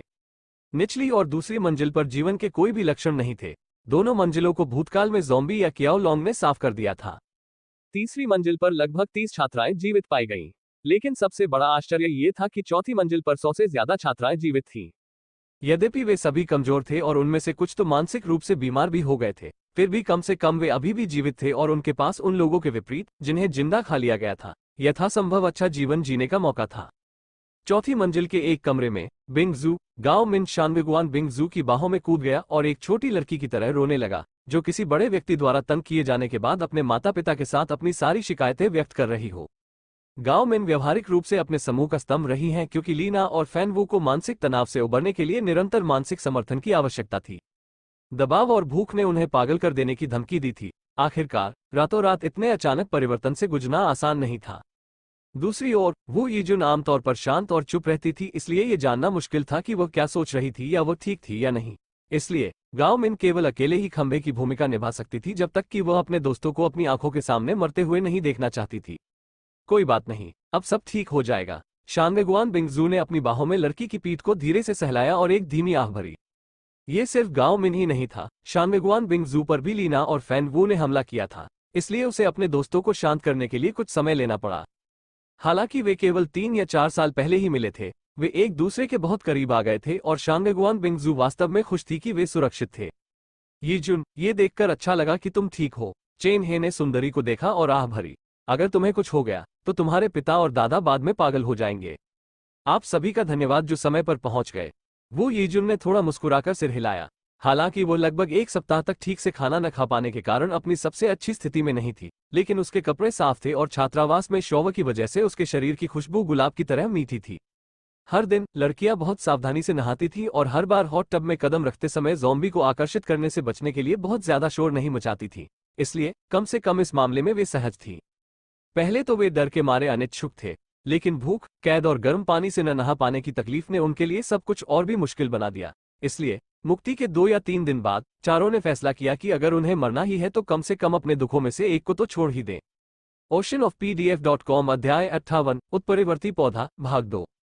चेन हे, शांगगुआन बिंगजू और वू यीजुन 3 दोस्त थे जो अपने पारिवारिक संबंधों के कारण बचपन से एक दूसरे को जानते थे। तीनों की उम्र लगभग एक जैसी थी, जिसमें वू यीजुन समूह में सबसे छोटा था। चेन हे ने पहले क्यों कहा था कि अगर वू यीजुन को कुछ हुआ तो उसके पिता और दादा ये जानकर पागल हो जाएंगे, क्योंकि वास्तव में उसकी स्थिति बिल्कुल भी सामान्य नहीं थी, यहाँ तक कि चेन हे के सैन्य परिवार की स्थिति से भी काफी अधिक थी। वो वास्तव में चीन के वर्तमान प्रधानमंत्री वू जियानहोंग की पोती थीं, जिन्हें पूरे देश के 8 सबसे शक्तिशाली व्यक्तियों में से एक माना जाता है। उनके पिता वू केकियान बीजिंग शहर के चांगपिंग जिले के वर्तमान मेयर थे, जिसमें कुल 10 इलाके शामिल थे। वू यीजुन का वू परिवार न केवल पूरे चीन में सबसे भयानक और राजनीतिक रूप से शक्तिशाली परिवारों में से एक था, बल्कि हाल के वर्षों में सैन्य क्षेत्र में भी विस्तार करना शुरू कर दिया था, क्योंकि वू यीजुन के चाचाओं में से एक ने सेना में तेजी से रैंक हासिल की थी। मूलतः वू यीजुन की स्थिति अतीत में एक छोटी राजकुमारी की तरह थी और यह वास्तव में उसके शक्तिशाली समर्थन के कारण ही था कि कोई भी उस पर उंगली उठाने की हिम्मत नहीं कर सकता था। हालांकि अनगिनत उत्कृष्ट युवक उसके साथ प्रणय निवेदन करने के लिए लालायित थे और जिन लोगों ने प्रयास करने का साहस किया था वे बिना किसी को सूचित किए गायब हो गए थे। यदि वह चीन के दूसरे सबसे शक्तिशाली व्यक्ति की सबसे प्रिय पोती किसी भी प्रकार की प्रतिक्रिया का सामना करती, यदि सेना इस संकट से पार पाने में कामयाब हो जाती और केंद्रीय सरकार कायम रहती, तो संभवतः पूरा देश वू परिवार के क्रोध से हिल जाता, यहां तक कि लाशों पर परमाणु हथियार दागना भी असंभव नहीं था। तारानकन तारानकन तारानकन बाइज़ैमिन कई मिनट तक कमरे के बाहर एक कोने से समूह के दोस्ताना पुनर्मिलन को देखता रहा। दर्द और राहत के आंसू और साथ ही शानवेगुआन बिंगजू के चारों ओर 3 लड़कियों की दबी हुई सिसकियां। उसने ये सब एक जटिल भाव से देखा और फिर धीरे से अपना सिर हिलाया और चुपचाप वहां से चला गया। जब वो चुपचाप गलियारे में चल रहा था, एक ऐसी खामोशी जहां उसके कदमों की आवाज भी सुनाई नहीं दे रही थी। उसके बगल में चल रही खूबसूरत महिला ने अपना सिर झुकाया और उत्सुकता से पूछा, क्या ऐसा हो सकता है कि आप ईर्ष्या कर रहे हैं? हाँ। बाय जेमिन ने भौहें उठाकर उसकी ओर देखा और बदले में पूछा, क्या ऐसा हो सकता है कि तुम पूरी तरह से पागल हो गई हो, सुंदर रानी? शर्मिंदा मत हो, बस इसे स्वीकार कर लो, लिलित ने चंचल स्वर में कहा और अचानक उसके ऊपर कूद पड़ी और प्रसन्नता से बोली, ये खूबसूरत बड़ी बहन तुम्हें बहुत बिगाड़ देगी, इधर आओ। मुझे छोड़ दो, तुम विकृत सेक्कुब्स। यदि तुम मेरी जीवन ऊर्जा चाहते हो तो तुम्हें इससे भी अधिक कठिन संघर्ष करना होगा। उसने मुक्त होने की कोशिश करते हुए धक्का देना शुरू कर दिया। मैंने तुमसे कहा था कि ऐसा नहीं है। सौभाग्य से वहां कोई भी मौजूद नहीं था, अन्यथा वे एक युवक का मनोरंजक दृश्य देख सकते थे जो शून्यता से संघर्ष कर रहा था, मानो वो पूरी तरह से पागल हो गया हो।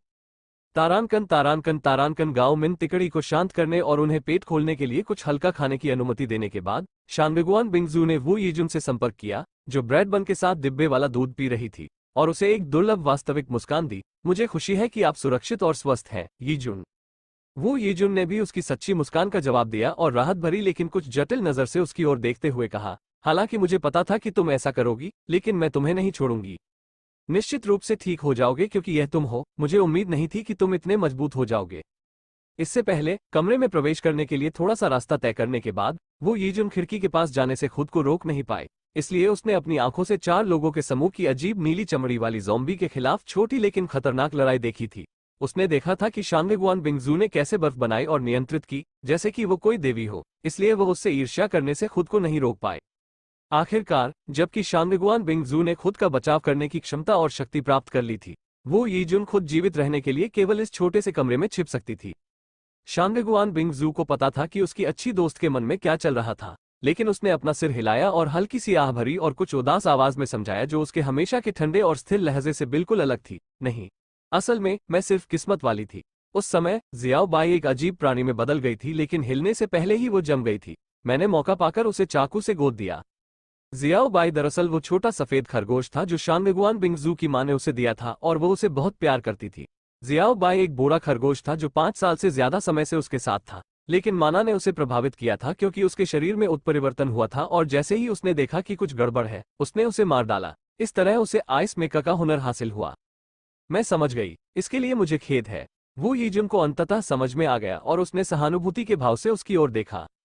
उसकी सबसे अच्छी दोस्त और बचपन की परिचित होने के नाते वो यीजुन जानती थी कि जियाओ बाई उसके लिए कितनी महत्वपूर्ण थी और उसके दिल में उस खरगोश का कितना महत्व था। तथ्य ये है कि शानवेगुआन बिंगजू में बिना किसी हिचकिचाहट के उस खरगोश को खत्म करने का साहस और संकल्प था, जो बहुत कम लोग कर पाते।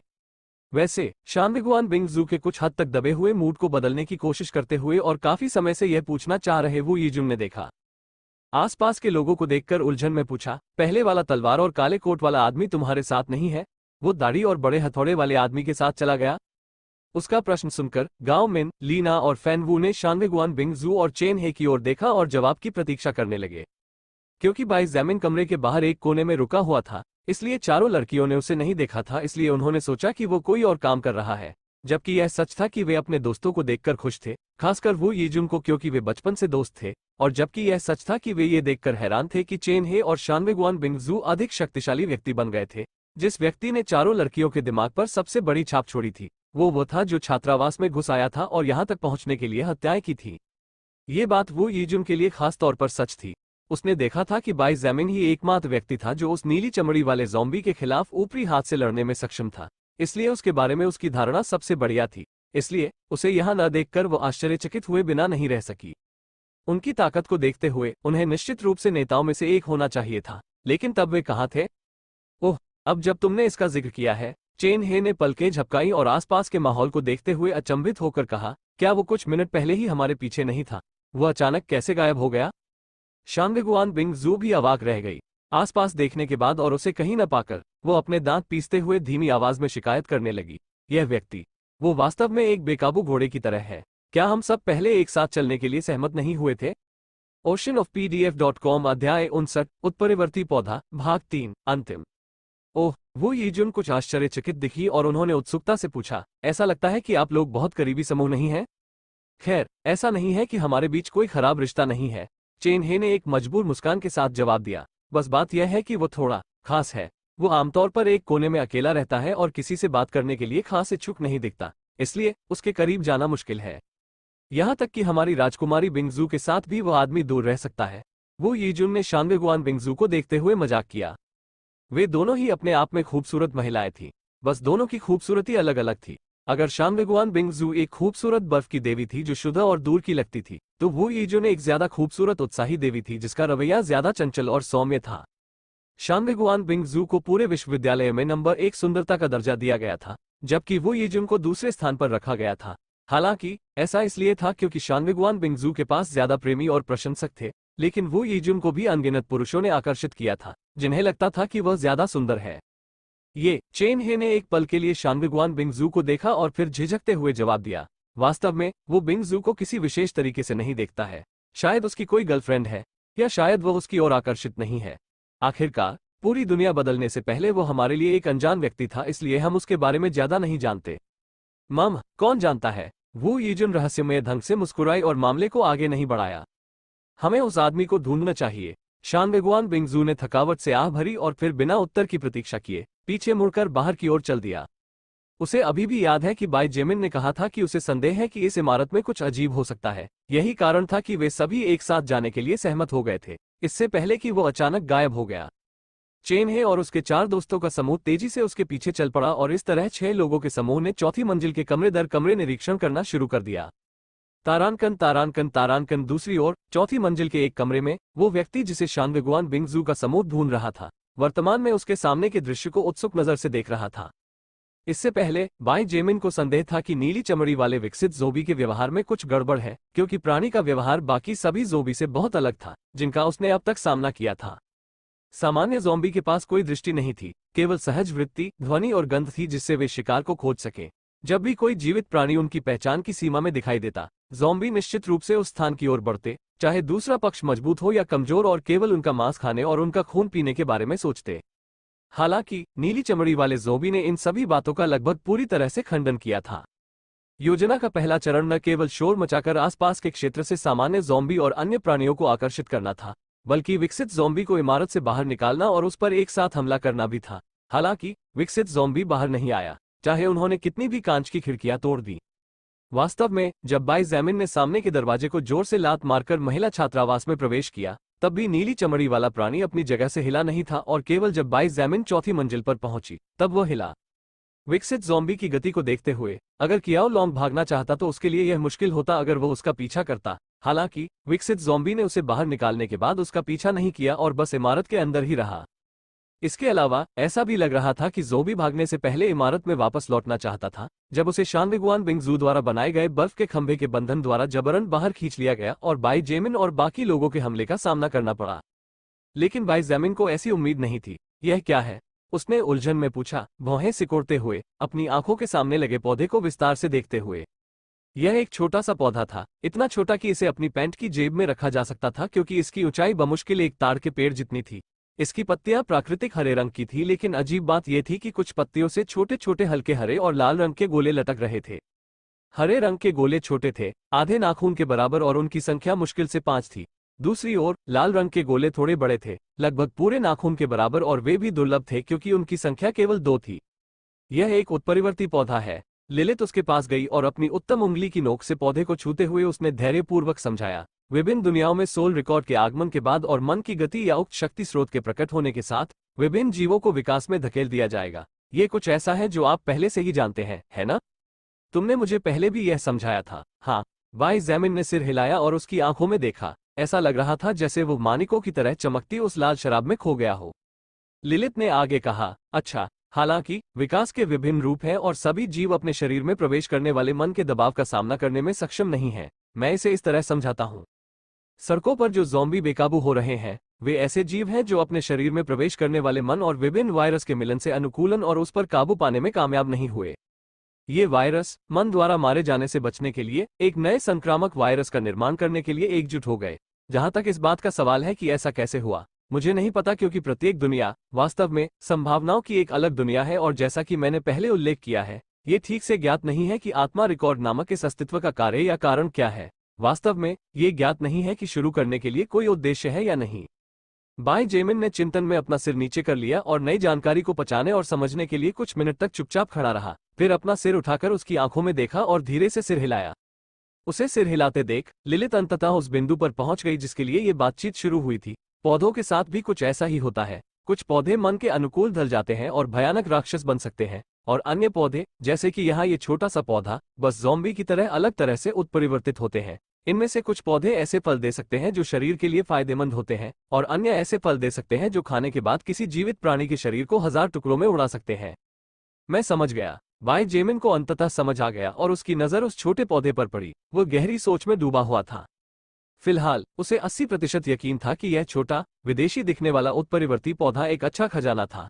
इस विचार का कारण ये था कि विकसित ज़ॉम्बी निश्चित रूप से इस पौधे के अस्तित्व के कारण इस जगह को छोड़ना नहीं चाहता था, और चूंकि ज़ॉम्बी ने अभी तक पर्याप्त बुद्धि हासिल नहीं की थी, इसलिए प्राणी ने कभी भी पौधे को उखाड़कर दूसरी जगह ले जाने के बारे में नहीं सोचा। oceanofpdf.com अध्याय 60 विश्वविद्यालय से बाहर जाने की योजना।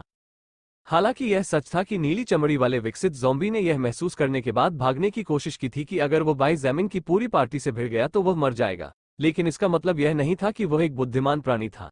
यह शायद सिर्फ एक युद्ध वृत्ति थी जिसमें विकसित ज़ॉम्बी समझ सकता था कि वो कौन से युद्ध जीत सकता है और कौन से युद्ध में उसे जीत की कोई उम्मीद नहीं है। चूंकि दुनिया एक तरह से जंगली जंगल बन गई थी, इसलिए यह मान लेना आसान था कि विकसित ज़ॉम्बी एक आधिकारिक रूप से विकसित प्राणी के रूप में ज़ॉम्बी को कुछ हद तक नियंत्रित करने में सक्षम था, लेकिन केवल अपेक्षाकृत कम संख्या में। यह स्वाभाविक था, ठीक वैसे ही जैसे वयस्क शेर झुंड के नेता थे और छोटे या कमजोर शेरों का नेतृत्व करते थे। संभवतः विकसित ज़ॉम्बी नहीं चाहता था कि इस उत्परिवर्तित पौधे के अस्तित्व के कारण अन्य ज़ॉम्बी चौथी मंजिल पर हों, क्योंकि यह उसके लिए एक खजाना था और संभवतः वो चिंतित था कि पौधा उससे छीन लिया जाएगा। लेकिन इस छोटे पौधे के साथ एक समस्या थी, और वह ये थी कि जबकि बाय जेमिन को 80% यकीन था कि यह शरीर के लिए एक अच्छा खजाना है, बाकी 20% उसे इसके फल खाने से रोक रहा था। 80% बनाम 20% काफी अधिक राशि थी, तथापि वह 20% 0% नहीं था, और यदि बाय जेमिन का अनुमान गलत था, तो जैसा कि लिलित ने कहा था, यह संभावना थी कि उसका शरीर रक्त के धुंध में फट जाएगा, और यह एक ऐसा विचार था जिसकी कल्पना करना भी उसके लिए अच्छा नहीं था। क्या यह हास्यास्पद नहीं होगा कि वो किसी ऐसी चीज को खाकर मर जाए जिसके बारे में उसे पता ही नहीं कि वह क्या है, बजाय इसके कि वह लड़ते हुए मरे। बेशक ऐसा नहीं था कि उसने मरने की कोई योजना बनाई थी, लेकिन अगर उसे वाकई मरना ही था तो वो ऐसी दयनीय मौत नहीं चाहता था। लिलित, क्या तुम्हारे पास ये जानने का कोई तरीका नहीं है कि यह उत्परिवर्तित पौधा अच्छा है या नहीं? बाय जेमिन ने उसकी ओर देखा और अपना सिर खुजलाया। उसे समझ में नहीं आ रहा था कि क्या करे। लिलित ने अपने कंधे उचका दिए और असहाय स्वर में कहा, मैं कोई सर्वज्ञ अस्तित्व नहीं हूँ बाय जेमिन। जैसा कि मैंने तुम्हें पहले बताया था, प्रत्येक दुनिया का अर्थ संभावनाओं की एक अलग दुनिया है, और मैं केवल अन्य दुनियाओं से साझा किए गए ज्ञान के साथ ही तुम्हारी मदद कर सकती हूँ। जहां तक इस दुनिया से विशिष्ट और मूल चीजों का सवाल है, तो यह ऐसी चीज है जिसे तुम्हें खुद ही खोजना होगा। बाय जेमिन एक क्षण के लिए अचंभित रह गया, फिर उसने मुस्कुराकर अपना सिर धीरे से हिलाया। भूल जाओ, मैं कोई रास्ता निकाल लूंगा। बाय जेमिन ने सोचा और एक खाली बोतल निकाली और कमरे में मौजूद दूसरे पौधों की मिट्टी उसमें डाल दी। फिर उसने ध्यान से छोटे उत्परिवर्तित पौधे की जड़ों को हटाया और उसे उसके नए घर में ले गया। बाय जेमिन ने अपने बाएं हाथ के खजाने वाले दस्ताने की नुकीली नोक का उपयोग करते हुए प्लास्टिक की बोतल में कई छेद किए और फिर पौधे सहित बोतल को अपने बैग की एक अलग छोटी जेब में रख लिया, इस बात का ध्यान रखते हुए कि हवा और सूर्य की किरणों के प्रवेश के लिए एक छोटा सा हिस्सा खुला छोड़ दिया जाए। जब तक वो सुरक्षित स्थान पर नहीं पहुंच जाता, तब तक वो अस्थायी रूप से यही कर सकता था। बाय जेमिन, क्या हमने नहीं कहा था कि हम सब एक साथ चलेंगे? जैसे ही बाय जेमिन ने छोटे उत्परिवर्तित पौधे को हटाना समाप्त किया, कमरे के प्रवेश द्वार से एक ठंडी और उदासीन आवाज सुनाई दी, जिसमें थोड़ी सी निंदा की झलक थी। पीछे मुड़े बिना ही बाय जेमिन को पता चल गया था कि वो ठंडी लेकिन साथ ही शांति देने वाली आवाज किसकी थी। वो धीरे से खड़ा हुआ और अपना बैग कंधे पर लटकाया, फिर मुड़कर मुस्कुराते हुए बोला, मैंने देखा कि आप सभी एक दूसरे को जानते हैं, और मैं आपकी इस हृदयस्पर्शी मुलाकात में बाधा नहीं डालना चाहता था। आप शानविगुआन बिंगजू कुछ कहना चाहता था, लेकिन वास्तविकता ये थी कि वास्तव में वे ही थे जो बहुत लंबे समय से टालमटोल कर रहे थे। उसे चुपचाप हार स्वीकार करते देख बाय जेमिन को अपने बारे में थोड़ा बेहतर महसूस हुआ और वो बिना कुछ कहे बाहर की ओर चल दिया। ये कृपया एक क्षण रुकें। वो वहां से जाना चाहता था क्योंकि उसे कुछ महत्वपूर्ण काम करना था, लेकिन ऐसा प्रतीत होता है कि कुछ लोग उसे रोकना चाहते थे। बाई जैमिन ने मुंह सिकोड़कर पलटकर एक लड़की की ओर देखा, जिसके बारे में उसे नहीं पता था कि कौन उसकी ओर कृतज्ञता से देख रही थी। क्या मैं आपको जानता हूं? नहीं। खैर, तुमने मुझे पहले भी बचाया था। लीना उसके पास गई और उसने आंसुओं के साथ उसे धन्यवाद देते हुए सिर झुकाया। आज सुबह के लिए तुम्हारा बहुत बहुत धन्यवाद। अगर तुमने उन सभी भयानक ज़ॉम्बी को नहीं मारा होता और उस नीली चमड़ी वाले ज़ॉम्बी को इमारत से बाहर नहीं निकाला होता, तो मुझे डर है कि मैं उस कमरे में बंद होकर भूख से मर सकती थी। बाई जैमिन ने देखा कि यह सिर्फ एक लड़की नहीं थी, बल्कि 3 और लड़कियां थी जो सिर हिला रही थी और कृतज्ञता भरी आंखों से उसकी ओर देख रही थी। कुछ सेकंड के बाद उसे आखिरकार याद आया कि ये लड़कियां ही उस कमरे में थी जिसका दरवाजा उसने तब तोड़ दिया था जब उसने विकसित ज़ॉम्बी को लात मारकर उड़ा दिया था। ये तो कुछ भी नहीं है। बाई जैमिन ने हल्के से मुस्कुराते हुए शानवेगुआन बिंगजू की ओर इशारा करते हुए धीरे से कहा, अगर आप किसी को धन्यवाद देना चाहते हैं तो वहां के छात्र संघ के अध्यक्ष को धन्यवाद दे। मैंने अतीत में उनका एक एहसान चुकाया था और उन्होंने उस एहसान का इस्तेमाल करके मेरी मदद मांगी, वरना यह संभव नहीं था कि मैं उस विकसित ज़ॉम्बी से लड़ने का जोखिम उठाता। बाई जैमिन ने वो श्रेय नहीं लिया जो उसे उचित नहीं लगा और सीधे असली हीरो की ओर इशारा किया। हालांकि चारों दोस्तों की नजरें उसकी ओर नहीं बदली। हालांकि बाई जैमिन को आश्चर्य हुआ कि क्या कृतज्ञता की वो नजर बदलेगी। उनके चेहरों पर उदासी बनी रही जब उन्हें पता चला कि उसने कुछ घंटे पहले एक जिंदा व्यक्ति को खाने के लिए ज़ॉम्बी के बीच फेंक दिया था। वैसे भी यह उनका कोई काम नहीं था और ऐसा भी नहीं था कि इससे उन्हें कोई नुकसान हो। हर कोई अपनी मर्जी से कुछ भी करने के लिए स्वतंत्र था और इस नई दुनिया में तो और भी ज्यादा। वैसे शानवेगुआन बिंगजू बाई जैमिन कुछ याद करने से पहले ही जाने के लिए मुड़ा और एक पल के लिए रुक गया और बोला, कल मैं विश्वविद्यालय छोड़ने के लिए दक्षिण दिशा में रास्ता साफ करना शुरू करूंगा। शानवेगुआन बिंगजू को पता था कि वह क्या कहना चाहता था, जबकि वो कुछ और नहीं कह रहा था। वह काफी देर तक चुप रही। जाहिर तौर पर कुछ बातों पर विचार करने के बाद उसने फिर से अपना सिर उठाया और धीरे से कहा, तुम 1 या 2 दिन और इंतजार क्यों नहीं करते? ओह, और क्यों? बाई जैमिन ने अपनी भौं को थोड़ा उलझन में उठाया, लेकिन गुस्सा नहीं था क्योंकि उसने अब तक जो कुछ भी देखा था उसके अनुसार शानवेगुआन बिंगजू एक ऐसी महिला थी जो 90% समय तर्कसंगत और स्पष्ट सोच वाली थी, इसलिए वो उसकी राय और विचारों को सुनने के लिए तैयार था। विशाल भरिंग याद है। हमें अभी भी उसका ध्यान रखना है और बाहर निकलने का रास्ता साफ करने में कुछ समय लगेगा, लेकिन कम से कम हमें मांस चखने के लिए किसी को खोजने में 1 या 2 दिन लगेंगे। शांगुआन बिंगजू ने आगे कहा, इसके अलावा जहां कियाओ लोंग रह रहा था वहां स्कूल बसों की चाबियां थी, इसलिए जब तक हम पार्किंग स्थल तक नहीं पहुंच जाते हम उनका उपयोग करके निकल सकते हैं, लेकिन फिर भी हमें खिड़कियों में कुछ समायोजन करने की आवश्यकता है। शांगुआन बिंगजू का कारण सुनकर बाई जेमिन की आंखें थोड़ी चमक उठी, क्योंकि उसने कुछ ऐसा सुना था जो उसके लिए उस समय भरिंग के मांस से भी अधिक महत्वपूर्ण था। oceanofpdf.com अध्याय 61 स्तर 25 तक पहुंचना, नौकरी और विकास आवश्यकताओं का चयन, भाग 1। बाई जैमिन को पता था कि अपने परिवार से मिलने के लिए घर जाना एक बड़ी चुनौती होगी। अगर अकेले विश्वविद्यालय का मैदान ही इतना खतरनाक था, तो सड़कों पर कितना खतरनाक होगा। किसी को बस एक पल के लिए सोचने की जरूरत थी कि बाहरी दुनिया जहां जानवर बेलगाम घूमते हैं और लाशें बड़ी संख्या में इकट्ठा होती हैं, कहीं ज्यादा खतरनाक होगी। हालांकि परिणामों और कठिनाइयों की परवाह किए बिना उन्हें वो यात्रा करनी ही थी। अब जबकि उसके पास प्रथम आदेश के प्राणियों का सामना करने के लिए कुछ ताकत थी और अब वो साधनों की कमी से रहित नहीं था, जैसे कि जब वो धधकते भरिंग के खिलाफ लड़ रहा था, तो बाई जेमिन ने जल्द से जल्द विश्वविद्यालय से बाहर निकलने की योजना बनाई। हालांकि अब जब शानगुआन बिंगजू कुछ स्कूल बसों की चाबियां खोजने में कामयाब हो गया था, तो सब कुछ आसान हो गया था और वो कुछ दिन और इंतजार करने को तैयार था।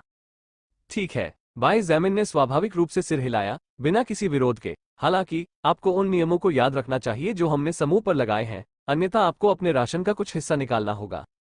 उत्तर की प्रतीक्षा किए बिना बाई जेमिन मुड़ा और इमारत के बाहर की ओर चल दिया ताकि बाकी बचे लोगों के पास जा सके। उसने मुझे पूरी तरह से नजरअंदाज कर दिया। चेन हे को समझ नहीं आ रहा था कि उसे हंसना चाहिए या रोना चाहिए, क्योंकि उसने बाई जैमिन की पीठ को गलियारे के अंत में गायब होते देखा। अच्छा हो या बुरा, मैं भी मुख्य लड़ाकों में से एक हूँ, है ना? तुमने यह बात सिर्फ बिंगजू से ही क्यों कही? गांव में लीना और फैन वू ने उसे अजीब नजरों से देखा। क्या यह स्पष्ट नहीं है? वो यीजुन ने धीरे से हंसते हुए अब खाली गलियारे को देखते हुए धीरे से कहा, ऐसा इसलिए है क्योंकि वो जानता है कि अगर बिंगजू किसी बात पर सहमत होती है तो आप भी सहमत होंगी। आसान है ना?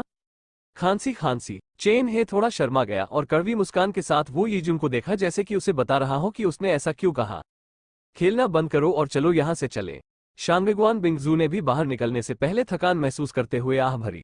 उसे वाकई रात को अच्छी नींद की जरूरत थी, नहीं तो वो मानसिक थकावट से गिर सकती थी। तारानकन तारानकन तारानकन क्यू ओलोंग के अत्याचार से बचाए गए बचे लोगों के समूह के साथ साथ महिला छात्रावास से बचाई गई महिला छात्रों ने जल्द ही बाई जेमिन, शानविगुआन बिंगजू, चेन हे, लियांग पेंग, फू जुएफे, कै जिनी और जोंग दे के नेतृत्व में आगे बढ़ना शुरू कर दिया। जहां तक कांगलैन का सवाल है, क्योंकि उसके पास केवल उपचार कौशल था, इस समय वो युद्ध में ज्यादा कुछ नहीं कर सकती थी, इसलिए बाई जेमिन ने उसे अपने पास रखा।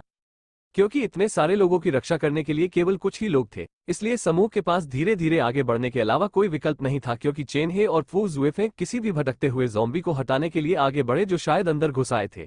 हालांकि उन्होंने पहले ही क्षेत्र को साफ कर दिया था, लेकिन संभावना थी कि आसपास के क्षेत्र में कुछ नए संक्रमित दिखाई देंगे। जिम जाने से पहले 300 से ज्यादा बचे हुए लोगों का समूह पहले की तरह उसी रेस्तरां में रुका और उसे पूरी तरह से खाली कर दिया। अब 300 से ज्यादा लोगों के साथ जितना संभव हो सके उतना खाना इकट्ठा करने का मौका लेना स्वाभाविक था। यहां तक कि खराब होने वाला खाना भी बचे हुए लोगों ने अपने साथ ले लिया, क्योंकि आबादी बढ़ने के साथ साथ खाने की मात्रा भी बढ़ गई थी। जो भोजन बाकी भोजन की तुलना में तेजी से खराब हो जाता है, वो उचित देखभाल के बिना भी कम से कम 2 या 3 दिन तक खराब नहीं होता। लियांग पेंग और जोंग दे ने ज्यादा खाना स्टोर करने और उसे लंबे समय तक इस्तेमाल करने के लिए अपने कंधों पर 2 बड़े फ्रीजर भी उठाए। इस वजह से समूह की पहले से ही धीमी गति और भी कम हो गई, क्योंकि जोंग दे को अपने पावर बूस्ट कौशल के ठंडा होने के बाद 20 मिनट तक आराम करने की जरूरत थी। आखिरकार इस कौशल के बिना जोंग दे की ताकत अपर्याप्त थी। यहां तक कि लियांग पेंग को भी कभी कभी आराम करने के लिए रुकना पड़ता था और फ्रीजर को 4 या 5 के समूहों में अन्य पुरुष छात्रों द्वारा धीरे धीरे भरा जाता था। जब वे दोबारा जिम पहुंचे तो वहां बहुत सारा काम करना था, इसलिए हालांकि सूरज ढलने वाला था, फिर भी महत्वपूर्ण बातों पर चर्चा करने के लिए एक सम्मेलन आयोजित किया गया। हम इस तरह नहीं चल सकते, बाई जेमिन ने भौहें सिकोड़ी और दीवार से टिककर अपने सामने खड़े लोगों की ओर देखा। क्या मतलब है तुम्हारा? जिया जाओ ने अपनी आवाज में कुछ उलझन के साथ पूछा। उसका मतलब ये है कि हमें इस जगह से चले जाने की जरूरत है, वो यूजीन ने बीच में कहा। हालांकि तकनीकी रूप से उसके पास किसी भी तरह की शक्ति नहीं थी, वो चतुर थी और शानवेगुआन बिंगजू ने उसका समर्थन किया था, इसलिए किसी ने इसके बारे में कुछ नहीं कहा। बाई जेमिन ने उसकी ओर नहीं देखा और बाहर देखते हुए सिर हिलाया। यह सही है, हम वर्तमान में यहाँ 500 से अधिक लोग हैं, लेकिन हमारे पास सोने के लिए बिस्तर भी नहीं है और महिला छात्रावास की सफाई के बाद केवल लड़कियां ही बदलने के लिए कपड़े पा सकी, लेकिन हम पुरुषों के पास अभी तक कुछ भी नहीं है। सिर्फ यही बात नहीं है, चेन हे ने आगे कहा, इस जगह पर रोशनी का वितरण ठीक से नहीं है और पूरा माहौल उदास है। मुझे डर है कि अगर हम यहाँ बहुत लंबे समय तक रहे तो तनाव के कारण दूसरे लोग मानसिक रूप से बीमार होने लगेंगे। लोगों का छोटा समूह तब तक चुप रहा जब तक शानवेगुआन बिंगजू की आवाज नहीं गूंजी। तो फिर तय कर लिया। उसने बाई जेमिन की ओर देखा और दृढ़ स्वर में कहा, 2 दिन में हम धीरे धीरे दक्षिण की ओर बढ़ना शुरू कर देंगे। इस प्रक्रिया में हम आसपास की इमारतों को साफ कर देंगे और महिला और पुरुष छात्रावास से कुछ गद्दे हटा देंगे ताकि हम सो सकें। किसी ने भी इस विचार पर आपत्ति नहीं जताई और सभी ने इस मामले पर अपनी सहमति जताने के लिए सिर हिलाया। बाई जेमिन ने भी सिर हिलाया, क्योंकि यह कदम उसकी योजना के अनुरूप था, इसलिए यह उसकी अपेक्षा से कहीं ज्यादा था। कुछ चीजों की योजना बनाने के बाद छोटी सी बैठक समाप्त हो गई और सभी लोग चले गए, जिससे बाई जेमिन को मंद रोशनी वाले कमरे में अकेला छोड़ दिया गया। खैर, इतनी अकेली नहीं। लिलित, आओ, इसे देखो। उसकी आवाज धीमी थी लेकिन एक छोटे बच्चे की तरह उत्साहित थी और उसका सहज, उदासीन भाव कहीं नजर नहीं आ रहा था। वो खिड़की के बगल में एक मेज पर बैठा हुआ था और उस खूबसूरत महिला की ओर हाथ हिला रहा था जो हर समय चुपचाप स्थिति को देख रही थी। वो सच्ची मुस्कान के साथ उसके पास आए, क्योंकि उसके लिए उसे इतना उत्साहित देखना कुछ नया था, और वो उसके बगल में बैठ गई, जिससे उसके काले काले बालों के झूलने के साथ साथ गुलाब की प्यारी खुशबू भी आ रही थी। मुझे देखने दो, सुंदर लड़के। वो हंस पड़ी और अपना हाथ उसकी ओर बढ़ाकर उसे इशारा किया कि वो उसे ले ले। उसने अपना दाहिना हाथ बढ़ाया और लिलित का हाथ पकड़ लिया। ये पहली बार था जब उसने अपनी इच्छा से सीधे उसकी त्वचा को छुआ था, क्योंकि इससे पहले केवल 2 बार ही वो निर्णय लेने की शक्ति से परे था। एक बार वो बेहोश हो गया था और आज वो उसके ऊपर कूद पड़ी थी। अब बाई जेमिन को आश्चर्य हुआ कि उसकी त्वचा कितनी कोमल थी। दुनिया का सबसे बढ़िया और सबसे महंगा रेशम भी शायद उसकी बेदाग त्वचा की बराबरी नहीं कर सकता। उसके हाथ की बनावट। हालांकि बाई जेमिन ने इस पर ज्यादा ध्यान नहीं दिया और अपनी आंखें बंद करके अब तक अर्जित अपने रिकॉर्डों पर ध्यान केंद्रित किया। प्रत्येक ज़ोंबी से, प्रत्येक उत्परिवर्तित कुत्ते से, उस एक उत्परिवर्तित बिल्ली से जिसे उसने मारा था, धधकते भरिंग से अवशोषित की गई आत्मिक शक्ति, उसके द्वारा अर्जित सभी आत्मिक शक्ति रिकॉर्ड उसके रेटिना में चमकते रहे, जब तक कि अंततः वो अपने लक्ष्य तक नहीं पहुंच गया और रुक गया। oceanofpdf.com अध्याय 62 स्तर 25 तक पहुंचना, नौकरी और विकास आवश्यकताओं का चयन, भाग 2। ये रहा। बाई जेमिन इशारा करने से खुद को रोक नहीं सका और उसने अपने हाथों को आपस में रगड़ लिया होता अगर ये तथ्य न होता कि उसने अपने दाहिने हाथ से लिलित का एक हाथ पकड़ा हुआ था। आपने प्रथम क्रम एंटी मैजिक ज़ोंबी स्तर की आत्मा शक्ति हासिल कर ली है। 33, चपलता जोड़ 50, सहनशक्ति जोड़ 47, स्वास्थ्य जोड़ 32, मन जोड़ 24, शक्ति जोड़ 11। आपका स्तर ऊपर हो गया है और आप 22वें स्तर पर पहुंच गए हैं। आपको मुफ्त में बांटने के लिए 2 स्टेटस पॉइंट मिलेंगे। आपका स्तर ऊपर हो गया है, आपका स्तर ऊपर हो गया है, आपका स्तर ऊपर हो गया है और आप 25वें स्तर पर पहुंच गए हैं। आपको मुफ्त में बांटने के लिए 2 स्टेटस पॉइंट मिलेंगे।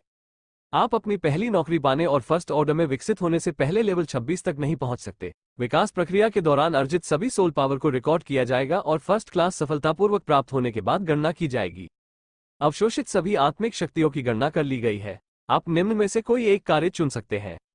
1. तलवारबाज 2, जादूगर 3, हत्यारा 4, मैकेनिक 5, लोहार 6, मार्शल योद्धा 7, ब्लड बर्सिका। किसी तरह बाय जेमिन की रेटिना में कई संदेश दिखाई दे रहे थे और उनमें से एक अजीब संदेश था जिसमें कई नाम दिख रहे थे, जैसे रोल प्लेइंग गेम्स में दिखाई देते हैं।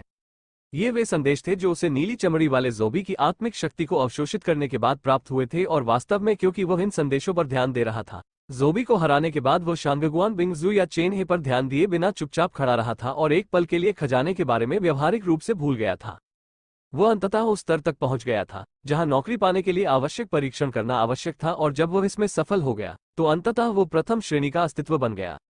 लिलित के अनुसार केवल वे लोग ही प्रथम श्रेणी में प्रवेश करने में सफल होते हैं जिन्होंने विकास करना शुरू कर दिया है और बाय जेमिन वो पहला बड़ा कदम उठाने के करीब था। फर्स्ट ऑर्डर में आगे बढ़ने के लिए 7 नौकरियां। लिलित की खूबसूरत रक्त रंग की आंखें थोड़ी चौड़ी हो गई और उनके अंदर आश्चर्य की एक झलक चमक उठी, जैसा कि उसने अपनी सांस में कहा, क्या यह अजीब है? बाय जेमिन ने असमंजस में उसकी ओर देखा। लिलित ने आह भरने से पहले चुपचाप उसकी ओर देखा। यह एक बहुत ही जटिल आह थी, इससे पहले कि उसके चेहरे पर एक मुस्कान दिखाई दे, और उसने धीमी आवाज में कहा, यह अजीब है। आमतौर पर लोगों के पास 3 या 4 विकल्प होते हैं, लेकिन आपके पास न केवल 7 विकल्प हैं, बल्कि उन 7 विकल्पों में एक विशेष नौकरी और एक अनोखा काम भी है। बाय जेमिन ने एक पल के लिए उसकी ओर देखा और फिर अपने विचार व्यक्त किए। आपने अभी जो कहा उसके आधार पर एक विशेष नौकरी वह होती है जो कम से कम एक सामान्य नौकरी की तुलना में दुर्लभ होती है, जहां तक एक अनोखी नौकरी की बात है। ये देखकर कि बाय जेमिन चुप रहा और उसकी ओर देखता रहा, लिलित ने अपने विचारों की पुष्टि करने के लिए सिर हिलाया और धीरे से कहा, यह वैसा ही है जैसा आप सोच रहे हैं। मैं समझ गया। बाय जेमिन चुप रहा और अपनी रेटिना में संदेशों को देखता रहा। एक अनोखी नौकरी, दूसरे शब्दों में एक विशेषता, एक वर्ग जो केवल एक ही अस्तित्व से संबंधित हो सकता है और जब तक पहला अस्तित्व है तब तक दूसरा अस्तित्व नहीं हो सकता। एक प्रकार जो केवल तब प्रकट होता है जब अवशोषित आत्मा शक्ति और किसी की अपनी आत्मा के अनुभव एक साथ मिलकर एक प्रक्षेप पथ बनाते हैं, एक ऐसा मार्ग जिस पर पहले कभी यात्रा नहीं की गई थी।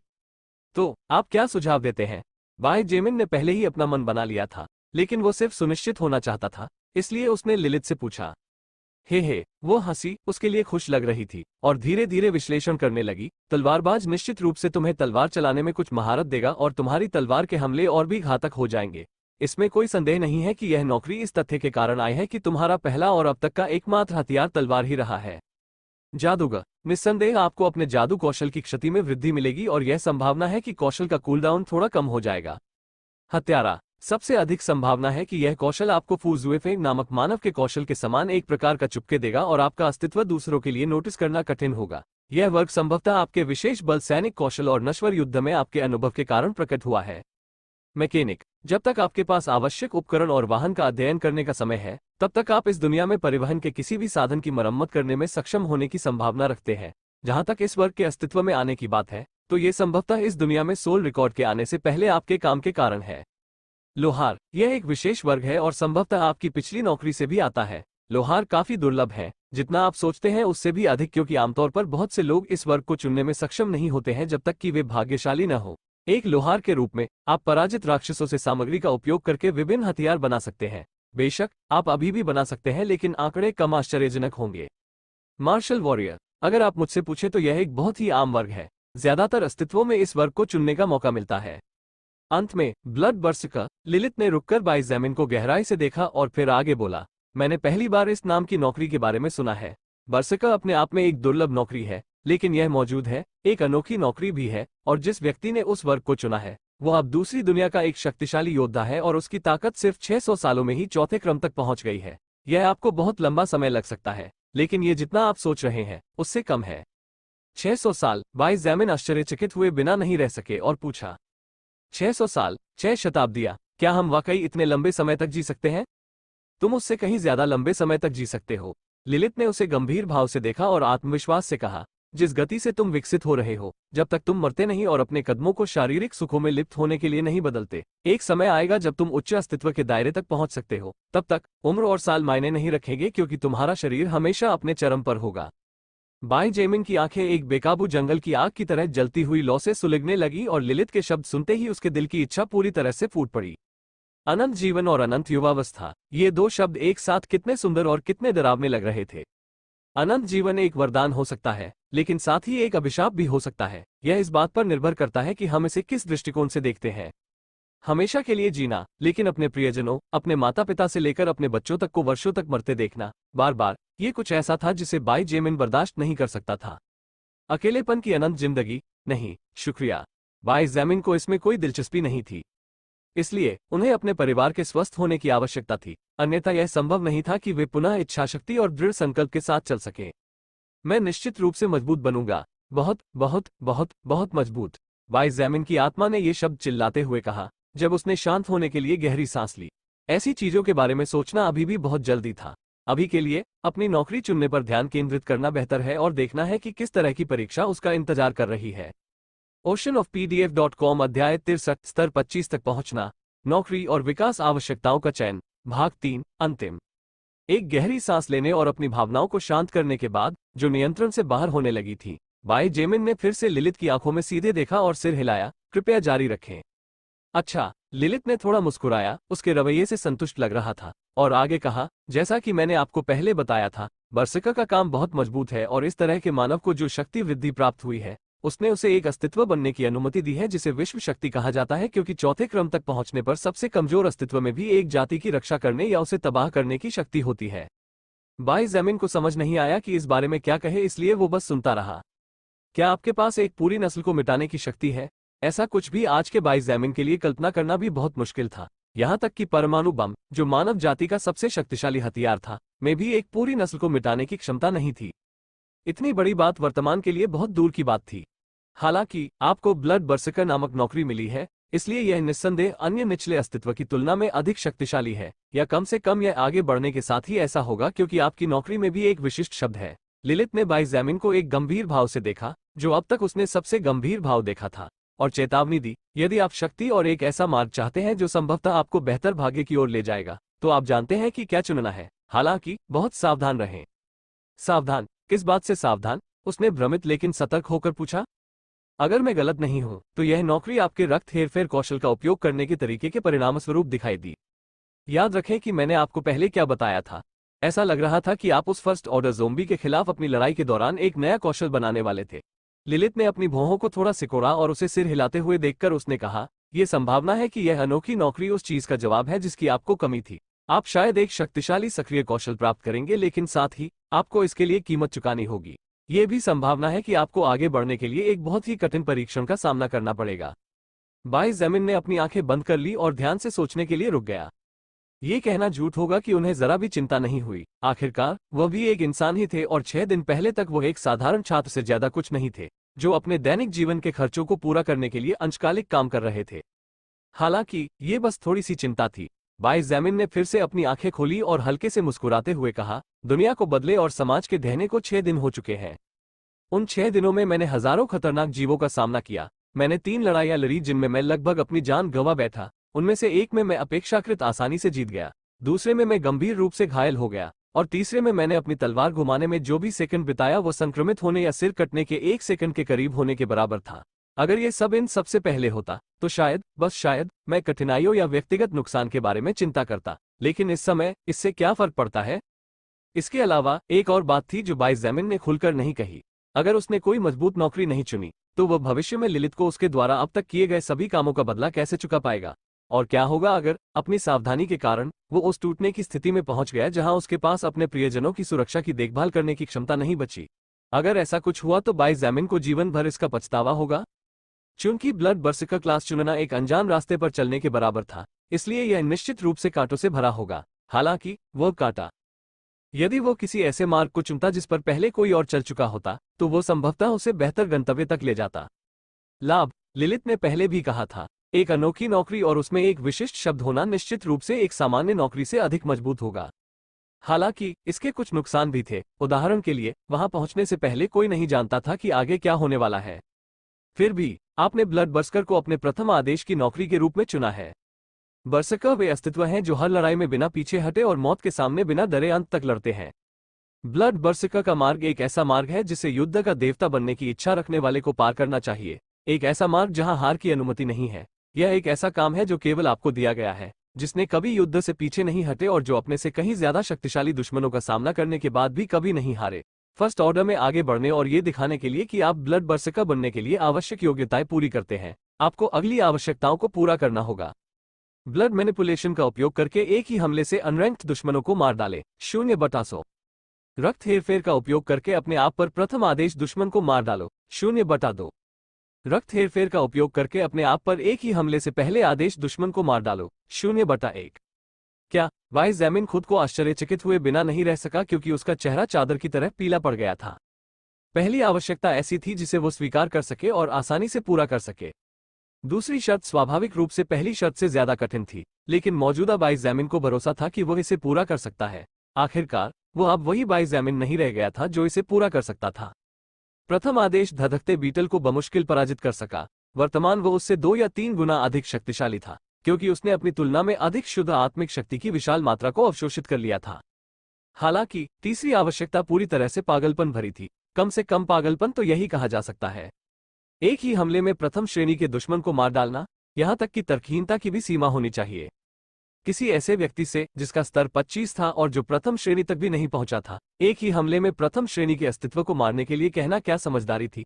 एक ऐसे अस्तित्व को तुरंत मार डालना जो आधिकारिक रूप से विकसित होना शुरू हो चुका था।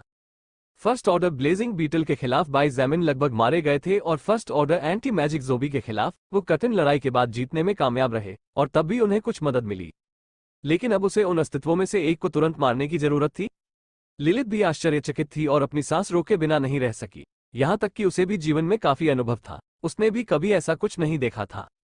उच्चतर आदेश के अस्तित्व को हराने और मारने के लिए स्तरों को छोड़ना दुर्लभ था, और संभवतः ब्रह्मांड में सभी प्राणियों में से केवल 1% से भी कम लोग इस तरह की उपलब्धि हासिल कर सकते थे, क्योंकि आदेशों के बीच का अंतर एक प्राकृतिक दरार की तरह था। हालांकि एक ही वार में प्रथम आदेश अस्तित्व को मारना, यहां तक कि प्रथम आदेश अस्तित्व के पास भी दूसरे प्रथम आदेश अस्तित्व को तुरंत मारने के कई मौके नहीं थे। लेकिन वाइस ज़ैमिन, जो अभी भी एक अनरैंक्ड व्यक्ति था, को ऐसी आवश्यकता पूरी करनी थी, अन्यथा वो आगे के स्तर पर आगे नहीं बढ़ पाएगा। उसके द्वारा प्राप्त की गई सारी आत्मिक शक्ति आत्मा अभिलेख के अभिलेखों में संग्रहित हो जाएगी, और जब तक वो विकास की आवश्यकताओं को पूरा करने में सफल नहीं हो जाता, तब तक वो अन्य प्राणियों को हराकर आंकड़े भी प्राप्त नहीं कर सकेगा। इसलिए वो अधिक शक्तिशाली बने बिना ही स्थिर हो जाएगा। संक्षेप में कहें तो जोखिम और हानि अथाह थी। oceanofpdf.com। अध्याय 64, ईश्वर से परे। एक अद्वितीय अस्तित्व। वाइस ज़ैमिन और लिलिथ दोनों ही पूरी तरह से खामोश रहे, और उनकी नजरें उनके रेटिना में चमकते हरे संदेश पर टिकी रहीं। ऐसा लग रहा था मानो वे सड़क किनारे लगे प्रचार संदेश की तरह संदेश के बदलने का इंतजार कर रहे हों। बुरी बात यह है कि वास्तविकता वही थी जो उनके सामने थी, और उसे बदला नहीं जा सकता था। अरे मिस हाया एक्सिस्टेंस। वाइस ज़ैमिन लिलिथ को देखने से खुद को रोक नहीं सका और भौहें सिकोड़ते हुए पूछा, क्या हो रहा है? मुझे ऐसा पागलपन भरा मिशन कैसे दिया जा सकता है? एक गैर रैंक वाले अस्तित्व से प्रथम श्रेणी के प्राणी को हराने और मारने के लिए कहना पहले से ही काफी पागलपन भरा था, लेकिन यह एक अलग ही स्तर था। लिलिथ ने एक गहरी सांस ली, जिससे उसके पहले से ही उभरे हुए स्तन और भी अधिक फूल गए, मानो वे उस पतले रेशमी कपड़े से मुक्त होना चाहते हों जिसने उन्हें क्रूरता से जकड़ रखा था। हालांकि वाइस ज़ैमिन, जो इस तरह के दृश्य को देखने में सक्षम एकमात्र व्यक्ति था, ऐसी किसी भी चीज के मूड में नहीं था। यह मेरे पूरे जीवन में पहली बार है जब मैंने ऐसा कुछ देखा है, उसने ईमानदारी से उत्तर दिया, और वाइस ज़ैमिन को पूरी ईमानदारी से देखते हुए कहा, ऐसा कुछ देखने के बारे में भूल जाओ। मैंने कभी नहीं सुना कि किसी को अपनी पहली नौकरी में इतनी क्रूर चुनौती का सामना करना पड़ा हो। हाँ, मुझे पता था। वाइस ज़ैमिन उदास होकर हंसा और उसके कंधे थोड़े झुक गए और उसने अपना सिर दीवार से टिका लिया, थकावट से आहें भरते हुए। अब चूंकि वो और अधिक आत्मिक शक्ति को अवशोषित नहीं कर सकता था या स्तर ऊपर नहीं कर सकता था, इसलिए वो केवल किसी तरह उन बेतुकी विकास आवश्यकताओं को पूरा करने का प्रयास कर सकता था। अन्यथा जब उसका स्तर और व्यवस्था विकसित प्राणियों और मनुष्यों से पीछे रह जाएगी तो केवल मृत्यु ही उसका इंतजार करेगी। क्या तुम्हें उस कक्षा को चुनने का पछतावा है? उसने उसे घूरते हुए पूछा, और साथ ही धीरे से उसका हाथ भींच लिया जो अभी भी उसके हाथ से चिपका हुआ था। वाइस ज़ैमिन ने बिना किसी हिचकिचाहट के अपना सिर हिलाया। नहीं, मुझे इसका कोई अफसोस नहीं है। बस इतना ही। मुझे ऐसी किसी चीज की उम्मीद नहीं थी। अंत में वो कड़वाहट से मुस्कुराया। पछतावा? उसे किसी भी तरह का पछतावा नहीं था, क्योंकि वो जानता था कि यह चुनने के लिए सबसे अच्छा संभव रास्ता था। लेकिन कठिनाई बहुत ज्यादा थी और यही बात उसे सिरदर्द दे रही थी। मैं तुम्हें कुछ बताना चाहता हूं, जिससे शायद तुम्हारा मन हल्का हो जाए। लिलित ने अपने हाथ की हथेली से उसके चेहरे को धीरे से घुमाया, जिससे उसकी आंखें सामान्य होने से पहले थोड़ा कांप उठी। वो मन ही मन इस मोहक सुंदर महिला को और अपने बेकार कौशल को कोस रहा था। विपरीत लिंग के लिए उसके दिल को प्रभावित करना कितना मुश्किल था। वो खुद को किशोर की तरह शर्मसार होने से मुश्किल से रोक पा रहा था। बाय जेमिन को यह नहीं पता था कि उसके शरीर को सीधे छूने पर शांत रह पाना कितना अविश्वसनीय था, और उसके शरीर की गुलाब की खुशबू को सूंघने के बाद भी होश में बने रहना कितना दुर्लभ था, और साथ ही उसकी लाल आंखों की गहराई में खोए बिना रहना कितना कठिन था। इससे भी बदतर, ये सब पुरुष लिंग के लिए और भी अधिक कठिन था। ये सच है कि प्रथम श्रेणी में आगे बढ़ने के लिए सोल रिकॉर्ड ने आप पर जो परीक्षा थोपी है, वो कठिन है, संभवतः ब्रह्मांड के पूरे इतिहास में सबसे कठिन। लिलित ने अपनी आंखें सिकोड़ ली और उसके खूबसूरत होठों के कोने पर एक छोटी, लगभग अगोचर मुस्कान उभरी, जब उसने धीरे से कहा, हालांकि वाइस जैमिन, क्या आपको नहीं लगता कि आप पर इतनी बड़ी चुनौती इसलिए थोपी गई क्योंकि आपको जो इनाम मिलेगा वो इसके लायक है? उसकी बातें सुनते हुए बाय जेमिन की आंखें हल्की सी चमक उठी। वास्तव में ये परीक्षा इतनी कठिन थी कि इसे असंभव माना जा सकता था। लेकिन क्या प्राप्त की गई शक्ति की मात्रा उस कठिनाई के बराबर नहीं होगी? यहाँ तक कि रोल प्लेइंग गेम्स या वास्तविक जीवन में भी ऐसा ही था। सबसे अधिक भुगतान वाली नौकरियां अक्सर सबसे अधिक जिम्मेदारियां वाली होती थीं। एक एयरलाइन पायलट बहुत पैसा कमाता था, लेकिन उसके हाथों में सैकड़ों लोगों की जिंदगी थी। एक एनेस्थेटिस्ट बहुत पैसा कमाता था, लेकिन उसे कई वर्षों तक अध्ययन करना पड़ता था, और एक छोटी सी ओवरडोज भी मरीज की जान लेने और कई वर्षों तक जेल जाने के लिए पर्याप्त होती थी। यदि कोई व्यक्ति जीतना चाहता है तो उसे जोखिम उठाने के लिए तैयार रहना होगा, अन्यथा वह एक सामान्य व्यक्ति बनकर रह जाएगा और उसे शिकायत करने का कोई अधिकार नहीं होगा। आगे बढ़ो, उसने सिर हिलाया। इसके अलावा, मैं तुम्हें एक रहस्य बताती हूँ। लिलित उसके करीब आ गई, जिससे उसे एक पल के लिए लगा कि वह उसे चूमने जा रही है। हालांकि वो उसके चेहरे से दूर चली गई और उसके कान के पास रुक गई, धीरे से फुसफुसाते हुए, मैंने जो सुना है और जो मैंने वर्षों में सीखा है, यहाँ तक कि बाइबल के भगवान को भी विकास की शुरुआत में इतनी कठिन परीक्षा का सामना नहीं करना पड़ा। क्या आप जानते हैं इसका क्या मतलब है? उसकी गर्म सांसें उसके कान को छू रही थी और वह उसके होठों की मीठी खुशबू महसूस कर सकता था। हालांकि बाय जेमिन का मस्तिष्क इसमें से कुछ भी नहीं ले पा रहा था, क्योंकि वो अभी लिलित द्वारा बताई गई बातों को संसाधित कर रहा था। बाइबल का ईश्वर कौन था? जबकि यह सच है कि दुनिया में कई धर्म थे और कई अलग अलग देवताओं की पूजा की जाती थी, ईसाई धर्म मनुष्यों के बीच सबसे लोकप्रिय धर्म था। बाइबल का परमेश्वर एक दिव्य अस्तित्व था, जिसकी पूजा करोड़ों नहीं तो अरबों लोग करते थे। हालांकि बाइबल के परमेश्वर को भी अपने पहले कदमों में इतनी कठोर परीक्षा का सामना नहीं करना पड़ा था कि वह एक ऐसा देवत्व बन सके जिसका अनगिनत लोगों द्वारा सम्मान और पूजा की जाए, और संभवतः अनगिनत अन्य दुनियाओं में भी उसकी पूजा और सम्मान किया जाए। इसका क्या मतलब था? इसका मतलब था कि बाय जेमिन में उससे आगे निकलने की क्षमता थी। आत्मा अभिलेख उस पर इतनी कठोर और क्रूर परीक्षा थोपकर उसे ये बता रहा था कि मूलतः उस स्तर तक पहुंचने के लिए जहां वह अद्वितीय और अद्वितीय होगा, बाय जेमिन को यह साबित करने की आवश्यकता थी कि वो ऐसी चीज के योग्य है।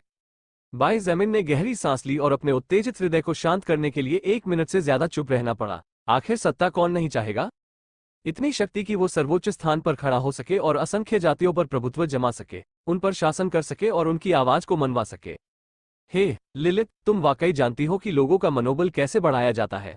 उसने अपना सिर हिलाया और उसकी ओर देखा, ये जानकर आश्चर्यचकित हुआ कि उसका चेहरा कितना करीब था और इस दूरी से वो कितनी परिपूर्ण थी। मुझे इनाम दोगे तो कैसा रहेगा? उसने मासूम आंखों से उसकी ओर देखा और कई बार पलकें झपकाईं। अनजाने में उसने उसके होठों की ओर देखा, लेकिन उसके अंदर कुछ ऐसा था जो उसे बता रहा था कि अगर उसने यहाँ हार मान ली तो शायद भविष्य में उसे बहुत पछताना पड़ेगा। चलो हट जाओ मुझ पर से, तुम विकृत औरत हो। उसने धीरे से खुद को दूर किया और अपनी जीभ चटकाए। लिलित ने पलकें झपकाई और उसकी आंखों में एक अजीब सी चमक थी। एक पल की खामोशी के बाद उसने बाय जेमिन की जांघों की तरफ देखा और बुदबुदाया, मम्मा, ये देखते हुए कि वहां कितना बड़ा उभार है, तुम्हारी मर्दानगी में कोई समस्या नहीं लगती। क्या ऐसा हो सकता है कि मेरा आकर्षण कम हो रहा है? बाय जेमिन उसकी निगाहों का अनुसरण करने से खुद को रोक नहीं सका, और जब उसने अपनी पैंट के बीच छोटे तंबू को देखा तो वो थोड़ा सा शर्मा गया। मैं कसम खाता हूं, एक दिन मैं तुम्हें मुझे चिढ़ाने के लिए पछतावा दूंगा, उसने अपने दांत पीसते हुए धीरे से कहा और उसकी ओर ऐसे देखा जैसे वो उसकी सबसे बड़ी दुश्मन हो। लिलित ने अपने होठों को सिकोड़ते हुए कुछ मोहक उम्मीद के साथ कहा, तो मुझे ज्यादा देर तक इंतजार मत करवाओ, मैं इंतजार नहीं कर सकती कि तुम मुझे पछताओ। एक ही हमले से फर्स्ट ऑर्डर के अस्तित्व को खत्म करना, इसे मुझ पर छोड़ दो। बाय जेमिन ने महसूस किया कि यह सोचते ही उसका खून खौल उठा। oceanofpdf.com अध्याय 65 अस्वीकृति की अनुभूति। अब देखते हैं कि यह क्या है। शांत होने के बाद बाई जेमिन ने अपने कोट की जेब से पीला गोला निकाला और खुशी के भाव से उसे देखा। मैं तुम्हारे बारे में लगभग भूल ही गया था, बेबी। मुझे ऐसा क्यों लगता है कि तुम्हें वो गोला मुझसे अधिक पसंद है। जब वो खजाने वाले गोले को देख रहा था तो उसकी आंखों में गर्मजोशी देखकर लिलित को समझ नहीं आ रहा था कि उसे हंसना चाहिए या रोना चाहिए।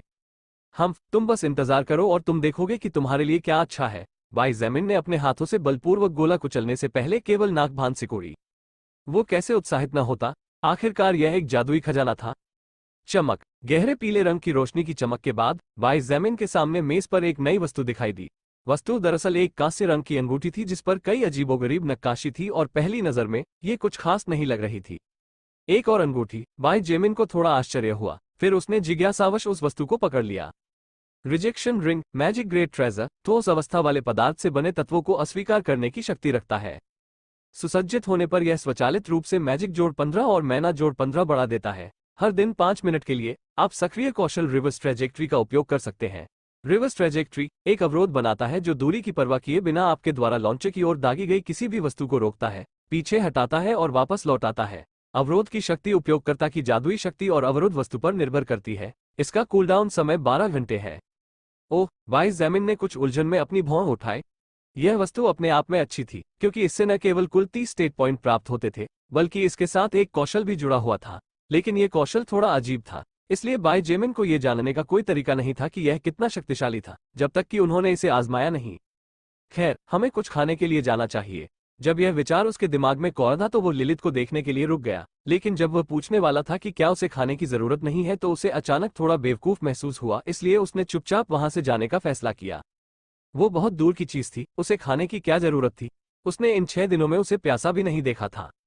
तारांकन तारांकन तारांकन बास्केटबॉल कोर्ट के एक कोने में एक अस्थायी रसोई बनाई गई थी। एक बड़े बर्तन में खाना पकाया जा रहा था, जबकि कुछ छात्राएं और कुछ छात्र मिलकर सब्जियां धोकर काट रहे थे, मांस काट रहे थे, चावल पका रहे थे और गिनती के बाद हर व्यक्ति के लिए कटोरी सजा रहे थे। जब बाई जेमिन कैफेटेरिया से बाहर आए तो कुछ लोग डर और सावधानी के भाव से उनकी ओर देखते हुए धीमी आवाज में फुसफुसाने लगे। हालांकि इन लोगों के बीच कई अन्य लोग भी थे जो कृतज्ञता और राहत की भावना से उनकी ओर देख रहे थे। हालांकि यह सच था कि कई लोग उससे डरते थे क्योंकि उन्होंने देखा था कि कैसे उन्होंने बिना किसी हिचकिचाहट के एक जीवित व्यक्ति को लाश में फेंक दिया था और यह अफवाह कई बदलावों के साथ फैल गई थी। लेकिन कई अन्य लोग इस बात के लिए आभारी थे कि उनके जैसे मजबूत व्यक्ति और यहाँ बाकी लोगों के साथ हर किसी का जीवन थोड़ा अधिक सुरक्षित था। इसके अतिरिक्त जब छात्रावास की छात्राओं को बचाया गया तो सर्वनाश के आरंभ में बचाए गए अन्य सभी बचे लोगों को यह एहसास हुआ कि उनकी तुलना में वहां ऐसे लोग भी थे जो भूख से मर रहे थे। ये देखकर कि भोजन तैयार हो रहा था, बाई जेमिन चुपचाप एक तरफ खड़ा रहा और उसने सोचा कि कैसे वो अधिक शक्तिशाली बन सकता है और कैसे वो उस चुनौती पर विजय प्राप्त कर सकता है जो आत्मा रिकॉर्ड ने उस पर थोपी थी। शांत होने के बाद उसे एहसास हुआ कि मिशन मुश्किल तो था लेकिन असंभव नहीं था। अगर कोई और होता तो शायद यह असंभव होता, लेकिन उसके लिए जो पहले ही 2 फर्स्ट ऑर्डर प्राणियों का सामना कर चुका था, उन्हें हरा चुका था और मार चुका था, यह कोई दुर्गम खाई नहीं थी। उसे केवल एक ऐसी योजना बनानी थी जिससे वो अपने दुश्मन को एक ही हमले में मार सके और चूंकि मिशन में विधि का स्पष्ट विवरण नहीं दिया गया था, इसलिए बाई जेमिन उस लक्ष्य को प्राप्त करने के तरीकों के बारे में सोच सकता था।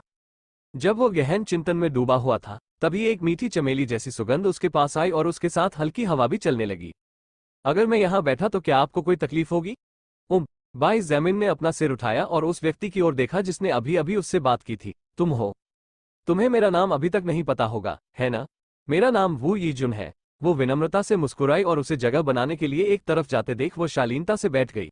दिन के दौरान मेरे पास पहले के लिए ठीक से धन्यवाद देने का समय नहीं था। मैं तुम्हें अपना धन्यवाद देना चाहती हूँ। बाई जेमिन ने अपनी भौहें उठाई और टिप्पणी करने से खुद को रोक नहीं पाए। मुझे लगता है कि मैंने पहले भी कहा था, लेकिन अगर आप किसी को धन्यवाद देना चाहते हैं तो आपको शानगुआन बिंगजू को धन्यवाद देना चाहिए, मुझे नहीं। वो यीजुन ने हंसते हुए अपना सिर हिलाया। हालांकि यह सच हो सकता है कि यह विचार उसका था और उसने उस अज्ञात उपकार का इस्तेमाल किया जो आप पर था। वास्तविकता यह है कि आप मना कर सकते थे और बिंगजू आपको मजबूर नहीं कर सकता था। इसके अलावा ऐसा नहीं है कि ज़ोबी घोंसला साफ करने वाले व्यक्ति को धन्यवाद कहना कोई बुरी बात है ना? कम से कम मैं इतना तो कर ही सकती हूँ। बाई जेमिन ने कंधे उचका दिए और आगे कोई टिप्पणी नहीं की। ये देखकर कि वो चुप रहा और उससे बातचीत करने की कोशिश नहीं की, वो यीजुन आश्चर्य में अपनी भौं को थोड़ा ऊपर उठाए बिना नहीं रह सकी। प्रलय से पहले सभी पुरुष चाहे उनकी उम्र कुछ भी हो उससे बात करने की कोशिश करते थे, या तो उसकी सुंदरता की वजह से या उसकी पारिवारिक पृष्ठभूमि की वजह से। अब जब प्रलय के द्वार खुल चुके हैं तब भी पुरुष इन परिस्थितियों में भी उससे प्रेम करने की कोशिश कर रहे हैं, क्योंकि जब से वो इस जगह पर आई है तब से कम 60 पुरुष छात्र उसके पास आ चुके हैं। इसलिए वो यीजुन को थोड़ा आश्चर्य हुआ, क्योंकि वो बता सकती थी कि उसके बगल में बैठा उसकी ही उम्र का युवक उसका ध्यान आकर्षित करने के लिए दिलचस्प या रहस्यमय बनने की कोशिश नहीं कर रहा था, बल्कि वास्तव में उसकी सुंदरता या किसी भी तरह की रुचि में कोई दिलचस्पी नहीं थी। कितना दिलचस्प आदमी है। अब मुझे समझ में आया कि चेन हे, जो हमेशा खुद पर गर्व करता था, अचानक इतना सतर्क क्यों महसूस कर रहा है। वो यीजुन चुपके से हंसा और उसके बारे में उसकी धारणा में सुधार हुआ। ओह, जरा सोचो तो। वाई जैमिन अचानक उठ खड़ा हुआ और उसकी आंखें चमक उठी। ये, क्या तुम ठीक हो? वो यीजुन ने भौहें सिकोड़ते हुए पूछा और अनजाने में दरवाजे की ओर देखा। उसे डर था कि कोई प्राणी उसे गिरा देगा। नहीं, कुछ नहीं, उसने स्पष्ट रूप से उत्तर दिया और वापस बैठ गया। हालांकि उसके मुंह पर एक अदृश्य मुस्कान उभर आई। शायद, बस शायद, अगर मैं इस तरह से करूं तो मैं सचमुच इस मिशन को पूरा कर सकूं। वाई जैमिन उत्साहित था, क्योंकि उसे लग रहा था कि उसके विचार सफल हो गए हैं। उसका मूड इस हद तक सुधर गया कि उसे किसी भी चीज की परवाह नहीं रही और वो भोजन तैयार होने की प्रतीक्षा करते हुए वो यीजुन के साथ अनौपचारिक रूप से बातचीत करने लगा। अगर उसका विचार वाकई वैध था और कारगर था, तो उसकी सारी चिंताएं पूरी तरह से नजरअंदाज की जा सकती थी।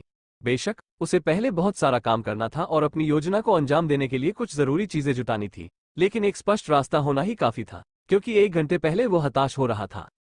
oceanofpdf.com अध्याय 66 नए नियमों के प्रभाव। ओह, बास्केटबॉल कोर्ट के दूसरे कोने में चेन हे, शानविगुआन बिंगजू, गाओ मिन, लीना और फैन वू भोजन तैयार होने की प्रतीक्षा करते हुए चुपचाप बैठे बातें कर रहे थे।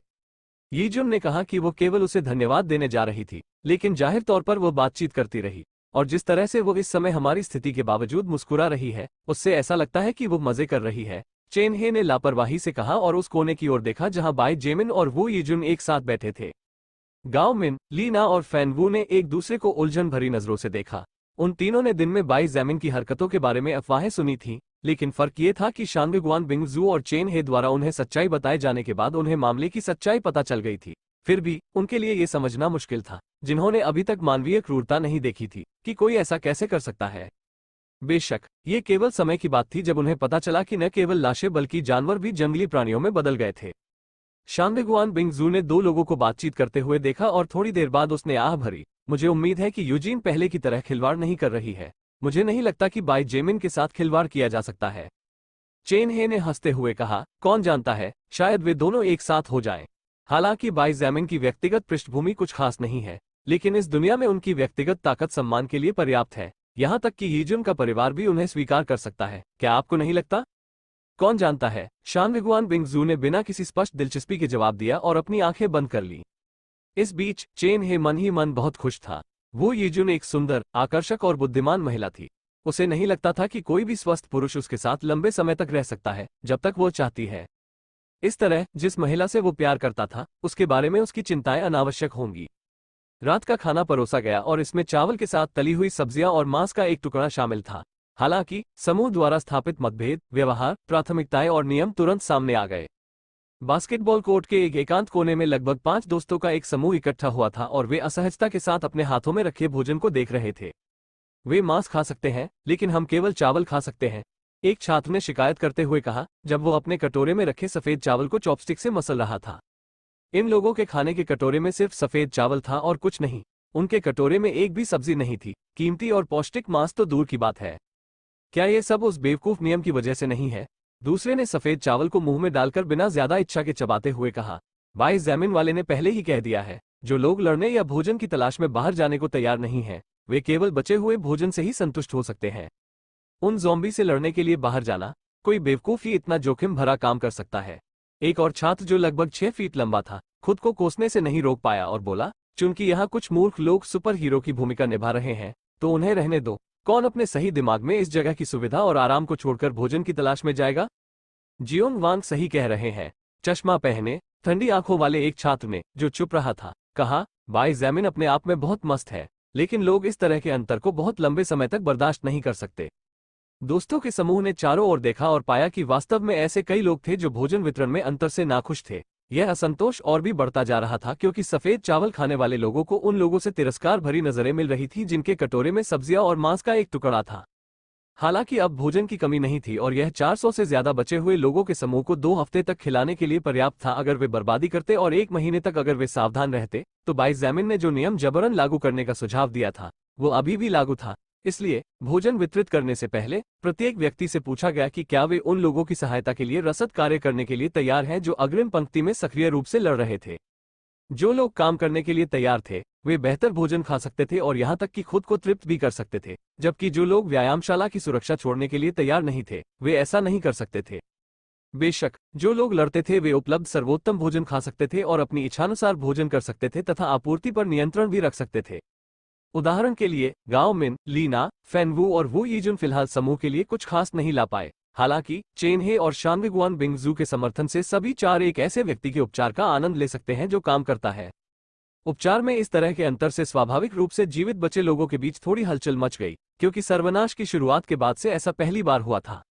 अगर आप खाना नहीं चाहते तो मत खाइए, बड़ी बड़ी बातें करना बंद